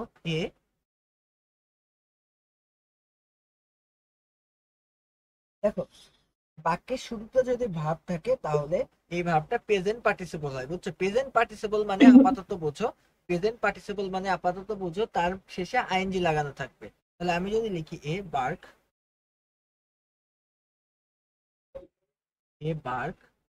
ডগ, বুঝছো? আমি কি লিখলাম? এ বার্ক ডগ সেলডম, এ বার্ক ডগ সেলডম বিটস। এই ও না, মিউট করো। ভাইয়া আমার না, তুমি না, তুমি না, বলা বলা দিল তুমি না, ভাব অহনা। বিনা কারণ আমার কথা দিল। আরে অহন আরেকটা আছে, তোমারে বলি নাই আমি।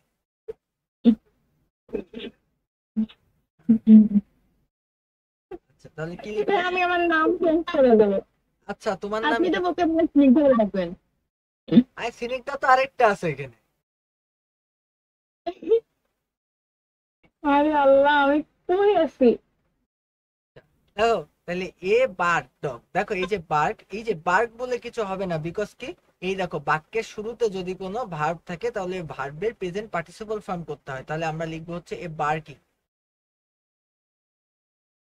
বার্কিং ডগ সেলডম বিটস, বুঝছো? আমরা তখন লিখবো হচ্ছে বার্কিং ডগ সেলডম বিটস, আমরা এটা লিখতে পারি। তো এবার কথা হলো আমরা বলছি যে বাক্যের শুরুতে যদি কোনো ভার্ব থাকে, বুঝছো? বাক্যের শুরুতে যদি ভার্ব থাকে, দেখো এই বাক্যের শুরুতে এই ভার্বটা আছে এ বার্ক ডগ, বুঝছো? এরকম ছিল a bark dog, but bark dog আমরা লিখতে পারবো না, আমাদের বার্ক ডগে আইএনজি লাগাতে হবে, বুঝছো? তাহলে আমরা লিখলাম a barking dog seldom bites. Barking মানে হলো ঘেউ ঘেউ করা, বুঝছো? ঘেউ ঘেউ করা, তার মানে কি করা ভাইয়া? ঘেউ ঘেউ করা, বুঝছো? ডাকা আমি তোমাদের যদি বলি যে এ পার্কিং ডগ সেলডম বিটস, এর মানে হলো কি যে যতটা গর্জে ততটা বসে না, বুঝছো? এইটার মানে হলো যতটা গর্জে ততটা বসে না, তার মানে যেই কুত্তা বেশি ঘেউ ঘেউ করে ওই কুত্তা কামড়ায় না, এক কথায় এটা বলতে চাইছি, বুঝছো? এখন ভাইয়া, বলো। উষা কি আসছে? ওর তো আমাদের তো এখানে কারেন্ট চলে গিয়েছে, আর ওর তো ওয়াইফাই। ওর কারেন্ট চলে গিয়েছে, ও আমাকে মেসেজ দিল, দিয়ে বললো কি চাচ্চু ক্লাসে রেকর্ডিং এ রাখেন, আমার কারেন্ট চলে গেছে, বুঝছো? হ্যাঁ, আমাকেও মেসেজ দিছিল এই জন্য, আর আমরা তখন মিউট করেছিলাম, কথা বলতে পারছিলাম না। আচ্ছা সমস্যা আচ্ছা, নাই, সমস্যা নাই, ক্লাস কিন্তু রেকর্ডিং হচ্ছে, বুঝছো? তাইলে তোমাদের ক্লাসের কোনো হারাই যাওয়ার ভয় নাই, ঠিক আছে? ঠিক আছে। তোমার কি ক্লাস ভালো লাগছে আনিকা? জি ভাইয়া, ঠিক আছে, বুঝতেছি, নোট করে নিচ্ছি সব। হ্যাঁ হ্যাঁ, নোট করো নোট করো।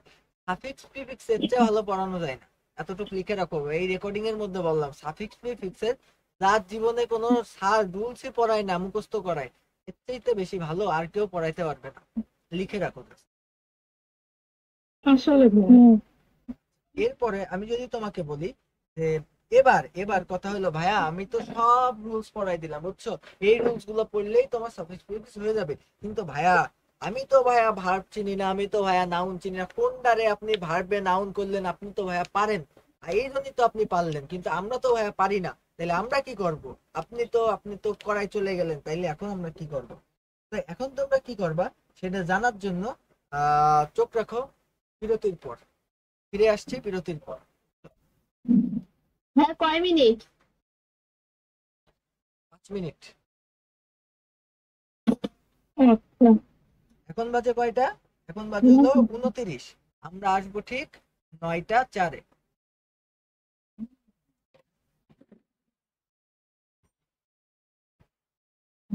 ভাই তাহলে আধা ঘন্টা? ও sorry sorry sorry sorry sorry, 9টা 4 হবে। 5 মিনিট বলে ভাইয়া, আচ্ছা 8টা কত হবে? 8টা 35। 8টা 35। 8টা 35।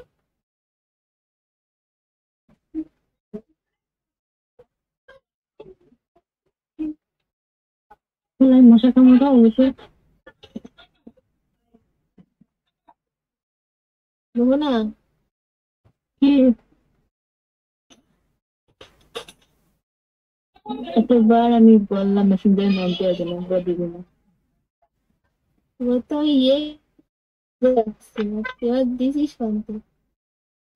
তোমার মতন গুনবেন আল্লাহ ঘরে ঘরে দেয়। হ্যাঁ, তোমার মতো গুনবেন আল্লাহ ঘরে এই ঘরে দেয়। তোমাদের গল্প করার জন্য ব্রেক দিছি, এটা রেকর্ড হচ্ছে না, একদম চুপ করে থাকবা।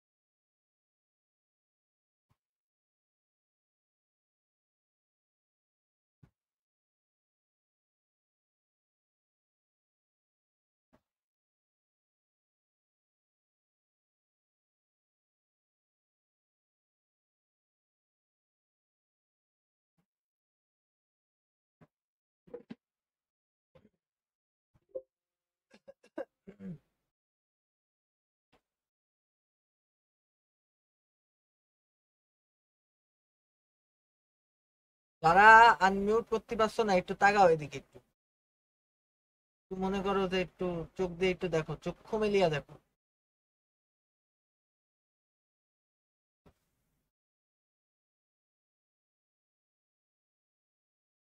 তা এই ছেলেপিলে সব কনে গেল বিরতিতে? এই নিশাত,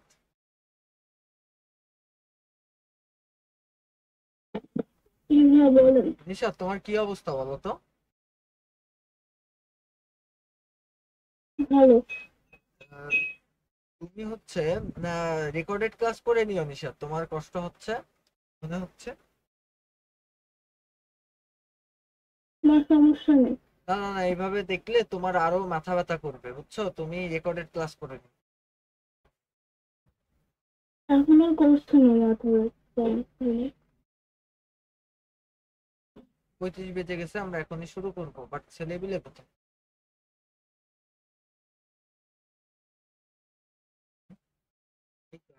সব আসা শুরু করছে। হ্যাঁ, এত দেরি কেন তোমাদের? ভাই আমি তো ছিলাম। হ্যাঁ, তুমি ছিলে।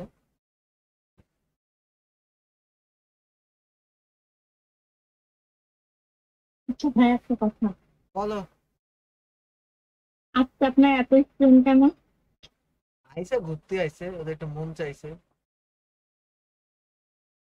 বললে তো গল্প করে কেন, ডিস্টার্ব হয়। গল্প কই, পড়ানোর সময় তো ঘরে গল্প করতে দেখলাম না। ও আপনি তাহলে তখন কাজ করতেছিলেন।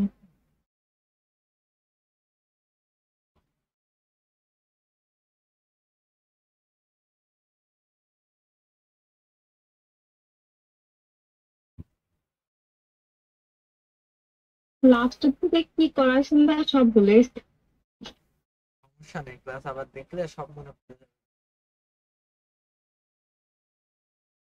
আচ্ছা ভাই, প্রশ্ন কেমন করবে একটু শেষের দিকে কয়টা করাই দিন তো। হ্যাঁ, অবশ্যই অবশ্যই সব করাই দেবো। আনিকা, কি অবস্থা বলো তো?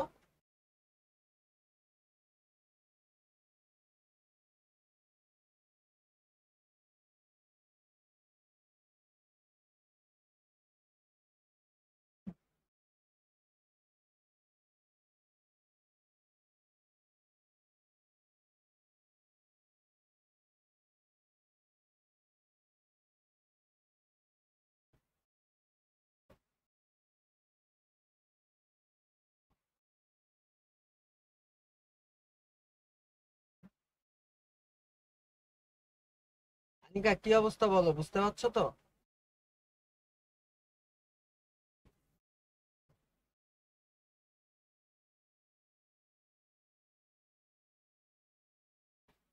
আচ্ছা, আমরা পড়াশোনা শুরু করে দিই, চলো। ব্রেক টেক হয়ে গেছে মেলা, শুরু করি।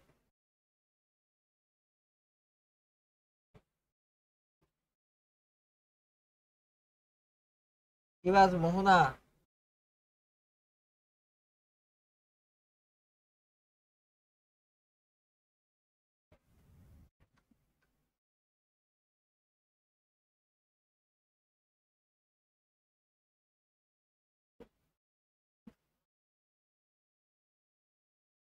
এই আমাদের ইয়া কই, স্নিগ্ধা কই? আসি ভাইয়া। কোন স্নিগ্ধা এরা? এরা কি অহনা স্নিগ্ধা একসাথে সেটা? হ্যাঁ ভাইয়া, আপনার এখানে তো আমার আমার নাম অনেক মানুষের আছে। হ্যাঁ। নতুন করে একটা নাম দিতে হবে। কি নাম দেওয়া যায় তাহলে? তোমার নাম দেবো কি? কি নাম দেবো তোমার? আপনার ইচ্ছা ভাইয়া, যেটা ডাকবেন তো আপনি। আপনি কি পড়াবেন? সরি সরি, নিশাত পড়াচ্ছেন। আচ্ছা, তো দেখো ভার্ব, বুঝছো? ভার্ব টু নাউন, মানে আমরা ভার্ব থেকে কিভাবে নাউনে যেতে পারি, বুঝছো? ভার্ব থেকে কিভাবে নাউনে যেতে পারবো, দেখো। কয়েকটা ভার্বের নাম আমি তোমাকে লিখে দিই, নোট করতে হবে, নোট না করলে হবে না, বুঝছো? বিলিভ, বিলিভ, দেখো আমি ভালোভাবে লিখে দিই, বিলিভ, বুঝছো? এরপরে ড্রাইভ, এরপরে আমি যদি লিখে দিই ফ্যাটিলাইজ,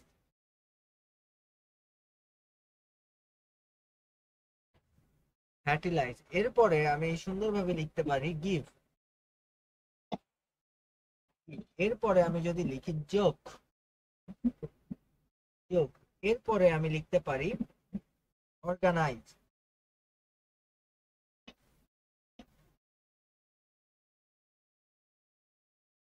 অর্গানাইজ, এরপরে আমি লিখতে পারি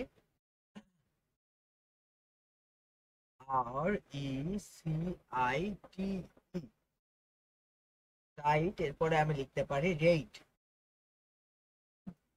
আর I D E, R I D E, rate, এরপর আমি লিখতে পারি safe, S A V E, safe. বুঝছো, আমরা এগুলা লিখতে পারি। Then এই যে যেগুলো আমরা লিখলাম, যেই শব্দগুলা লিখলাম, এই সবগুলা শব্দ ভাইয়া, বলো। আপনি যে শব্দগুলো লিখছেন একবার একটু ধারাবাহিক ভাবে পড়েন। আমি কি বললাম, আমি এক এক করে বলছি, দেখো আমরা বলছি বিলিভ, বিলিভ মানে হলো বিশ্বাস করা বা আস্থা রাখা। আমি বলছি ড্রাইভ, ড্রাইভ মানে কি ঠেলে দেওয়া, গাড়ি চালানো, অথবা দ্রুত চলা, অথবা সম্পন্ন করা, অথবা খনন করে প্রসারিত করা। বুঝছো, যে কোনো একটা তুমি ইউজ করতে পারো। তো ড্রাইভের অনেকগুলো অর্থ, তুমি তো একটা জানতে, আমি তোমার 5-6টা বলে দিলাম। ড্রাইভের অর্থ হলো তাড়ানো, বুঝছো, তাড়ানো, তাড়ানো, তারপরে গাড়ি চালানো, তারপরে কোনো কিছু ঠেলে দেওয়া, তারপরে দ্রুত চলা, এরপরে কোনো কাজ সম্পন্ন করা, এরপরে কোনো কিছু খুঁড়ে বা মাটি খুঁড়ে যখন আমরা প্রসারিত করি তখন আমরা সেটাকে ড্রাইভ বলতে পারি। এরপরে ফ্যার্টিলাইজ, ফ্যার্টিলাইজ মানে হচ্ছে উর্বর, বুঝছো, ফ্যার্টিলাইজ শব্দের অর্থ হলো উর্বর, বুঝছো, বা ফলবান করা, উর্বর ফলবান করা বা সমৃদ্ধ করা। এই যে এইগুলা সব কিন্তু এক একটা ভার্ব। আর ফ্যার্টিলাইজ মানে কি উর্বর করা বা সমৃদ্ধ করা বা হচ্ছে তোমার ফলবান করা। এরপরে গিভ, গিভ মানে দান করা, বিলি করা, স্বীকার করা, অথবা কোনো কিছুর অনুমতি দেওয়া অথবা শাস্তি দেওয়া। এরপরে আমি বলতে পারি জোক, জোক মানে হচ্ছে কি কৌতুক করা, রসিকতা করা অথবা তামাশা করা। আচ্ছা, এরপরে অর্গানাইজ, অর্গানাইজ মানে হলো সংগঠন করা, সংগঠন করা। এরপর সংঘবদ্ধ করা, সংঘবদ্ধ করা। এরপরে রিসাইট, এই যে রিসাইট শব্দের অর্থ হলো আবৃত্তি করা। এরপরে আওড়ানো অথবা বর্ণনা করা। তো রিসাইট মানে কি আবৃত্তি করা, আওড়ানো অথবা বর্ণনা করা। রাইট, রিসিট হয় না? হইলো, একটা উচ্চারণ করো তো। আচ্ছা, এরপরে রেইট, দেখো রেইট, রেইট শব্দের অর্থ কি অশ্বাদি আরোহণ বা গমন করা। রেইট, রেইট শব্দের অর্থ কি বলতো? রাইড হবে না, হ্যাঁ, বলতেছে হ্যাঁ, এটা রাইট হবে না, আপনি হ্যাঁ বাবা, রেড বলতেছেন। হ্যাঁ বাবা, তুমি যেটা মন চায় উচ্চারণ করো। এত মানে কি আর বলবো তোমাদের, এই তো কি হয়েছে, আমি একটু ল্যাটিন স্টাইলে বলছি, খুব সমস্যা। ও আচ্ছা, না সমস্যা নেই ভাই।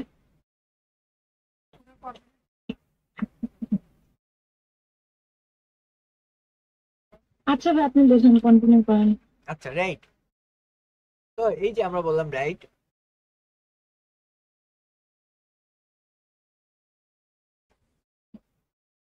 রাইট শব্দ অর্থ কি তাইলে? তোমার ঘোড়াতে উঠে চলাফেরা করা, অথবা গাড়িতে যাওয়া, অথবা মনে করো যে কোনো কিছু ভাসিয়ে নিয়ে যাওয়া, অথবা কোনো কিছুর উপরে চড়া, বুঝছো, এটা বোঝায় রাইট শব্দ অর্থ। এরপরে আমি বলছি সেভ। তো সেভ মানে কি বলো? সেভ মানে হচ্ছে রক্ষা করা, অথবা বাঁচানো, অথবা উত্তর করা, অথবা মুক্ত করা, অথবা ত্রাণ দেওয়া, বুঝছো। জি ভাইয়া। এখন আমি যেগুলো তোমাকে বললাম, বুঝছো, এই শব্দগুলা সবগুলা তো ভার্ব, বুঝছো, এই শব্দগুলা কি ভার্ব। এই সব ভার্ব। শব্দগুলা হচ্ছে ক্রিয়া।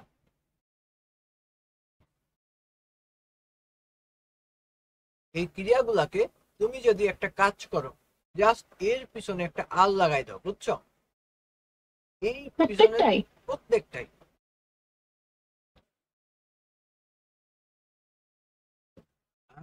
দাও দাও, একটু খেয়ে নি, পানি কই?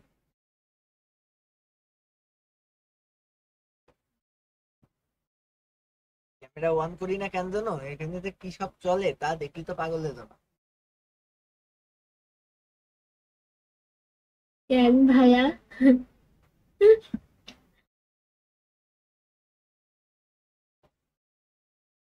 ভাইয়া আর যোগ করলে কি হবে বলেন?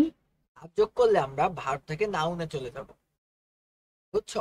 ও তো আচ্ছা, তাহলে এই তো যে এই যে আমরা যে বিলিভ বললাম, বিলিভের সাথে তুমি আর যোগ করো, তাহলে কি হবে? Believer, driver, fertiliser, giver, joker, organiser, তাই তো, সেভার, রাইডার, বুঝছো। এই যে আমরা বলি না ফুড পান্ডা রাইডার, বলি না, তো এইগুলা কিন্তু সব নাউন। হ্যাঁ। তাহলে আমরা কি বললাম? এই যে আমরা ভার্ব, মনে করো যে কোনো জায়গায় ভার্ব আছে, বাট তুমি আমি তোমাকে যে রুলস শেখালাম সেই রুলস অনুযায়ী ওই জায়গাটায় নাউন বসবে, বাট দেওয়া আছে ভার্ব।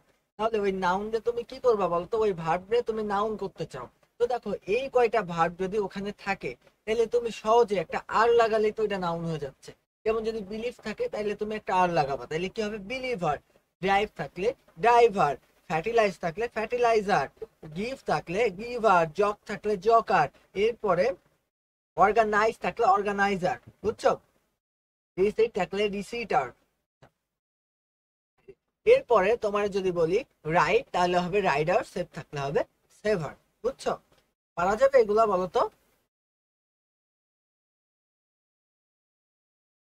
এরপরে আমি আরো কিছু কথা বলি, যেমন আমি যদি তোমাকে বলি যে ইট ইট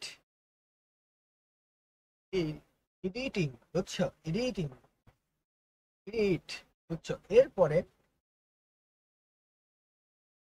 ইনভেন্ট ইনভেন্ট, এরপরে আমি যদি বলি প্রসেস,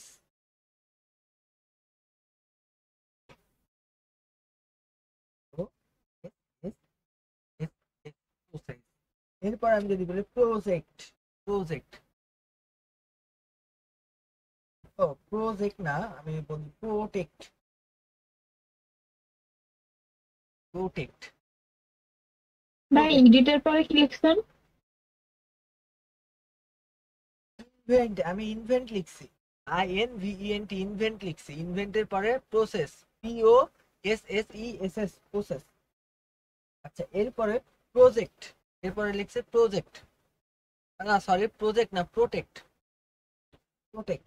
এরপরে আমি লিখবো হচ্ছে অ্যাক্ট অ্যাক্ট। এরপরে আমি লিখবো হচ্ছে CONTRACT কন্ট্যাক্ট। এরপরে আমি লিখতে পারি হচ্ছে SURESS।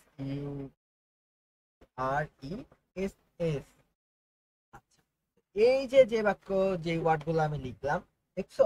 এরপরে আমি আরো একটা লিখতে পারি কন্ট্যাক্ট। কন্ট্যাক্ট আমি লিখছি তাই না? কন্ট্যাক্ট লিখছে, আর কি বাদ গেছে দাঁড়াও দেখে নি, আর কি বাদ গেছে? কনকোয়ারি লিখছি, কনকোয়ারি লিখ নাই, কনকোয়ারি লিখে দিই, CONQUER কনকোয়ার। দেখো এখন কথা হলো এইগুলা হচ্ছে এক এক করে আমি এইগুলা সম্পর্কে তোমাকে বলি। ইডিট, ইডিট মানে হলো সম্পাদন করা, বুঝছো? ইডিট মানে হলো সম্পাদন করা। ইনভেন্ট মানে আবিষ্কার করা, উদ্ভাবন করা, অথবা মিথ্যা কোনো কল্পনা করা, সেটাকে আমরা বলতে পারি ইনভেন্ট। এরপরে এই যে এই প্রসেস আমি লিখছি, এর মানে হলো অধিকার করা, অথবা দখল করা, অথবা কোনো কিছু হস্তান্তর করা, বুঝছো? আচ্ছা কোনো কিছুতে অভিভূত করা, অথবা অন্ধ করা, অন্ধ করা, অথবা কোনো কিছু সম্পর্কে ধারণা করা, এইটার অর্থ হলো এই যে প্রসেস। এরপরে প্রোটেক্ট, প্রোটেক্ট শব্দ অর্থ সবাই যেন রক্ষা করা অথবা পালন করা। এরপরে এক সম্পর্কে সবাই জানার কথা, এক মানে হলো কোনো কিছু করা, যে কোনো কিছু করা, সেটাকে আমরা বলতে পারি অ্যাক্ট, কোনো কিছু করা, এটা হলো অ্যাক্ট। এরপরে এরপরে আমরা যদি বলি কন্ট্যাক্ট, কন্ট্যাক্ট মানে হলো চুক্তি। এরপরে এছাড়াও হতে পারে যে কমানো বা সংকুচিত করা। এরপরে হইতে পারে যে কোনো দেনা পাওনার কোনো ব্যাপার স্যাপার, অথবা কোনো কিছুতে দায়ী হওয়া, বুঝছো? কন্ট্যাক্ট মানে। আচ্ছা তো এরপরে এর পরবর্তীতে আমরা এই যে শব্দগুলো পাইছি, এই প্রত্যেকটা শব্দ দেখো ভার্ব। এই ভার্বগুলা যদি তুমি পাও তাহলে এই ভার্বের পরে তুমি যদি অর লাগাই দাও, অর অর লাগাই দাও, যেমন ইডিট অর, তাহলে কি হলো ইডিটর, বুঝছো? ইনভেন্ট অর, তাহলে হয়ে গেল ইনভেন্টর, বুঝছো? তার মানে এই যে প্রোটেক্ট অর মানে প্রোটেক্টর, অ্যাক্ট অর মানে অ্যাক্টর, এগুলো তুমি যদি লাগাই দাও এই যে অর, তাহলে সেটা চলে যাবে নাউনে। তাহলে কোনো ভার্ব থেকে নাউনে নেওয়ার আমরা দুটো প্রসেস দেখলাম। এই ভার্ব গুলাকে আমরা জাস্ট আর লাগাইলে নাউন হয়ে যাচ্ছে, আর এই ভার্ব গুলাকে আমরা অর লাগাইলে নাউন হয়ে যাচ্ছে। দেন আমরা সামনে আরেকটু শেখার চেষ্টা করি। দেখো আমরা যদি আরো কিছু ওয়ার্ড দেখি, আমি তোমাকে বলি BETRAY।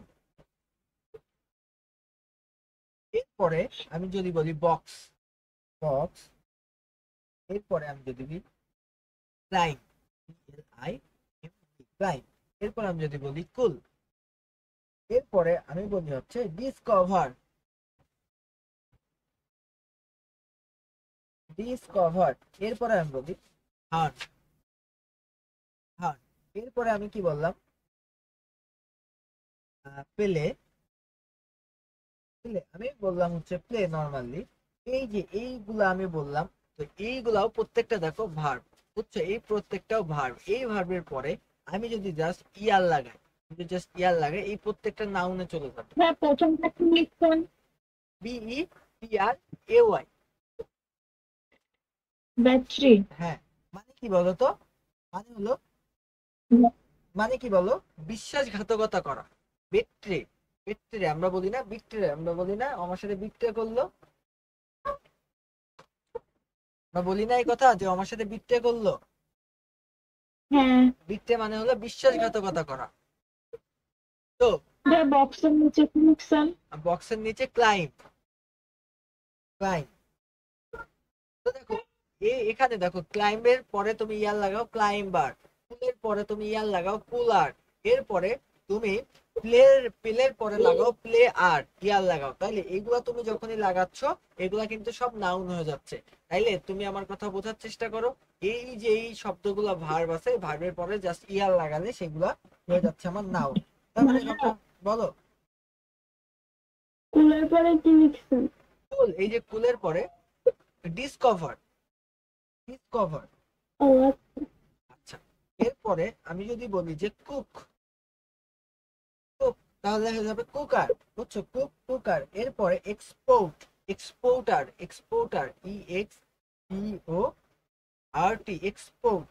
এরপরে আমি যদি বলি হেল্প, হেল্প তাহলে আমার হয়ে যাবে হেল্পার।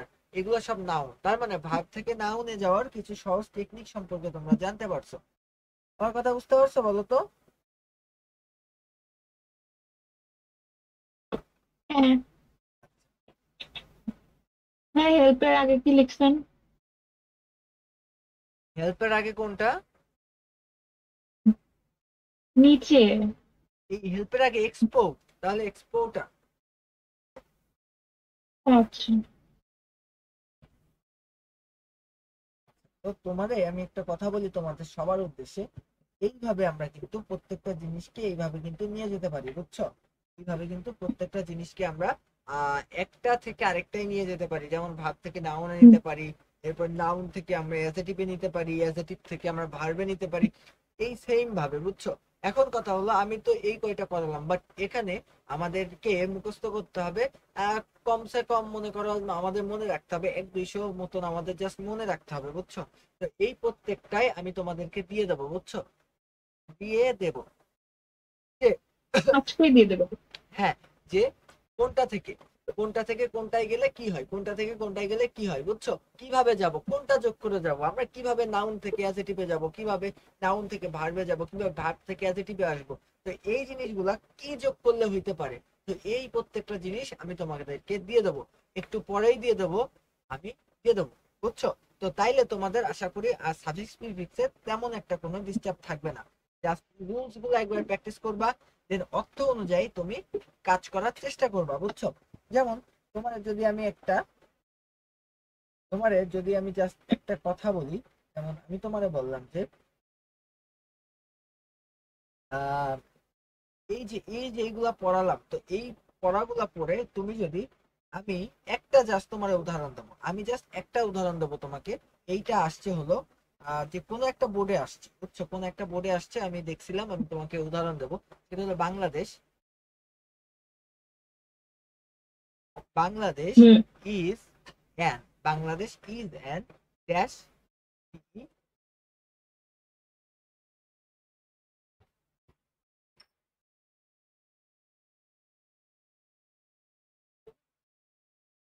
ডিপেন্ডেন্ট কান্ট্রি, বুঝছো? আমি কি লিখলাম? Bangladesh is an dependent country. তো এই যে ডিপেন্ডেন্ট আমরা লিখলাম, বুঝছো? তো Bangladesh is an dependent country. তো এখন বাংলাদেশ কি ডিপেন্ডেন্ট? আসলে বাংলাদেশ ডিপেন্ডেন্ট মানে কি নির্ভরশীল। বাংলাদেশ কি কারোর উপরে নির্ভরশীল নাকি কোনো দেশের উপরে বাংলাদেশ নির্ভরশীল? বাংলাদেশ ইজ এ ডিপেন্ডেন্ট না। কান্ট্রি, এই কথা কিন্তু সত্য না। তাহলে এখানে আমাদের কি ইউজ করতে হবে? এই বাক্যের অর্থ অনুযায়ী এই এখানে আমাদের ইউজ করতে হবে, সামনে একটা আমাদের প্রিফিক্স লাগাতে হবে, সেটা কি ইজ। তাহলে Bangladesh is an independent country. তো এইভাবে আমাদের প্রত্যেকটা বাক্য অর্থের সাথে সামঞ্জস্য রেখে আমাদের কিন্তু ফিল আপ করে ফেলতে হবে। তো আমার কথা আশা করি বুঝতে পেরেছো। দেন আমরা নেক্সট দিন এই যে সাফিক্স প্রিফিক্সে প্র্যাকটিস নিয়ে চলে আসবো, বুঝছো? সাফিক্স প্রিফিক্সের যত রকমের প্র্যাকটিস আছে সেগুলো আমরা নিয়ে চলে আসবো। আজকে রুলস যেগুলো করালাম আশা করি বুঝছো তোমরা সবাই, তাই তো? আর কি কারো রুলসে কোনো অসুবিধা আছে? না ভাইয়া, কিন্তু আপনি মনে করে পিডিএফটা একটু পাঠাই দিন। পিডিএফটা আমি পাঠিয়ে দেবো। এই আমার পর সন্দেহ আছে তোমার? হ্যাঁ, আমার পর সন্দেহ না আছে ভাইয়া, তোমার? সন্দেহ মতো। তাহলে ভাই রেকর্ড ক্লাসটাও আপনি দিয়ে দিন। রেকর্ড ক্লাস পাই যাবে ইউটিউবে। ইউটিউবে যে সাবস্ক্রাইব করে দেখে ফেলবা রেকর্ড ক্লাস, বুঝছো? আর আর সবাই আনমিউট করো। আনিকা, এই আনিকার আনমিউট করতে হবে আগে। জি ভাইয়া, করছি। হ্যাঁ, ওই স্নিগ্ধা করছো আনমিউট?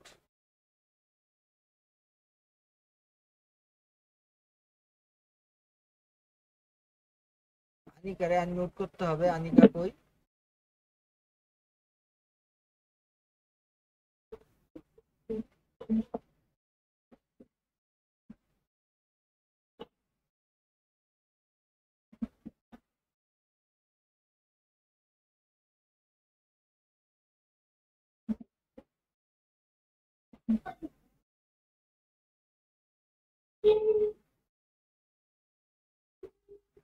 আচ্ছা, তাইলে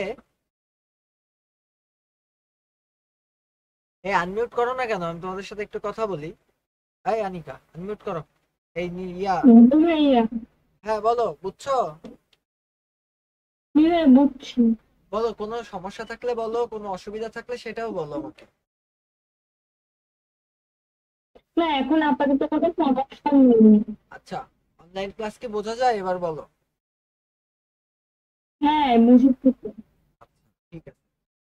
অফলাইন ক্লাস হচ্ছে ভালো ছিল কিনা? হ্যাঁ, ভালো ছিল।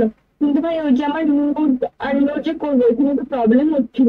হ্যাঁ, ওই তুমি আজকে প্রথম তো এই জন্য একটু প্রবলেম হচ্ছে, আস্তে আস্তে ঠিক হয়ে যাবে। প্রথম প্রথম তো সবারই প্রবলেম হয়, তবে ঠিক হয়ে যাবে।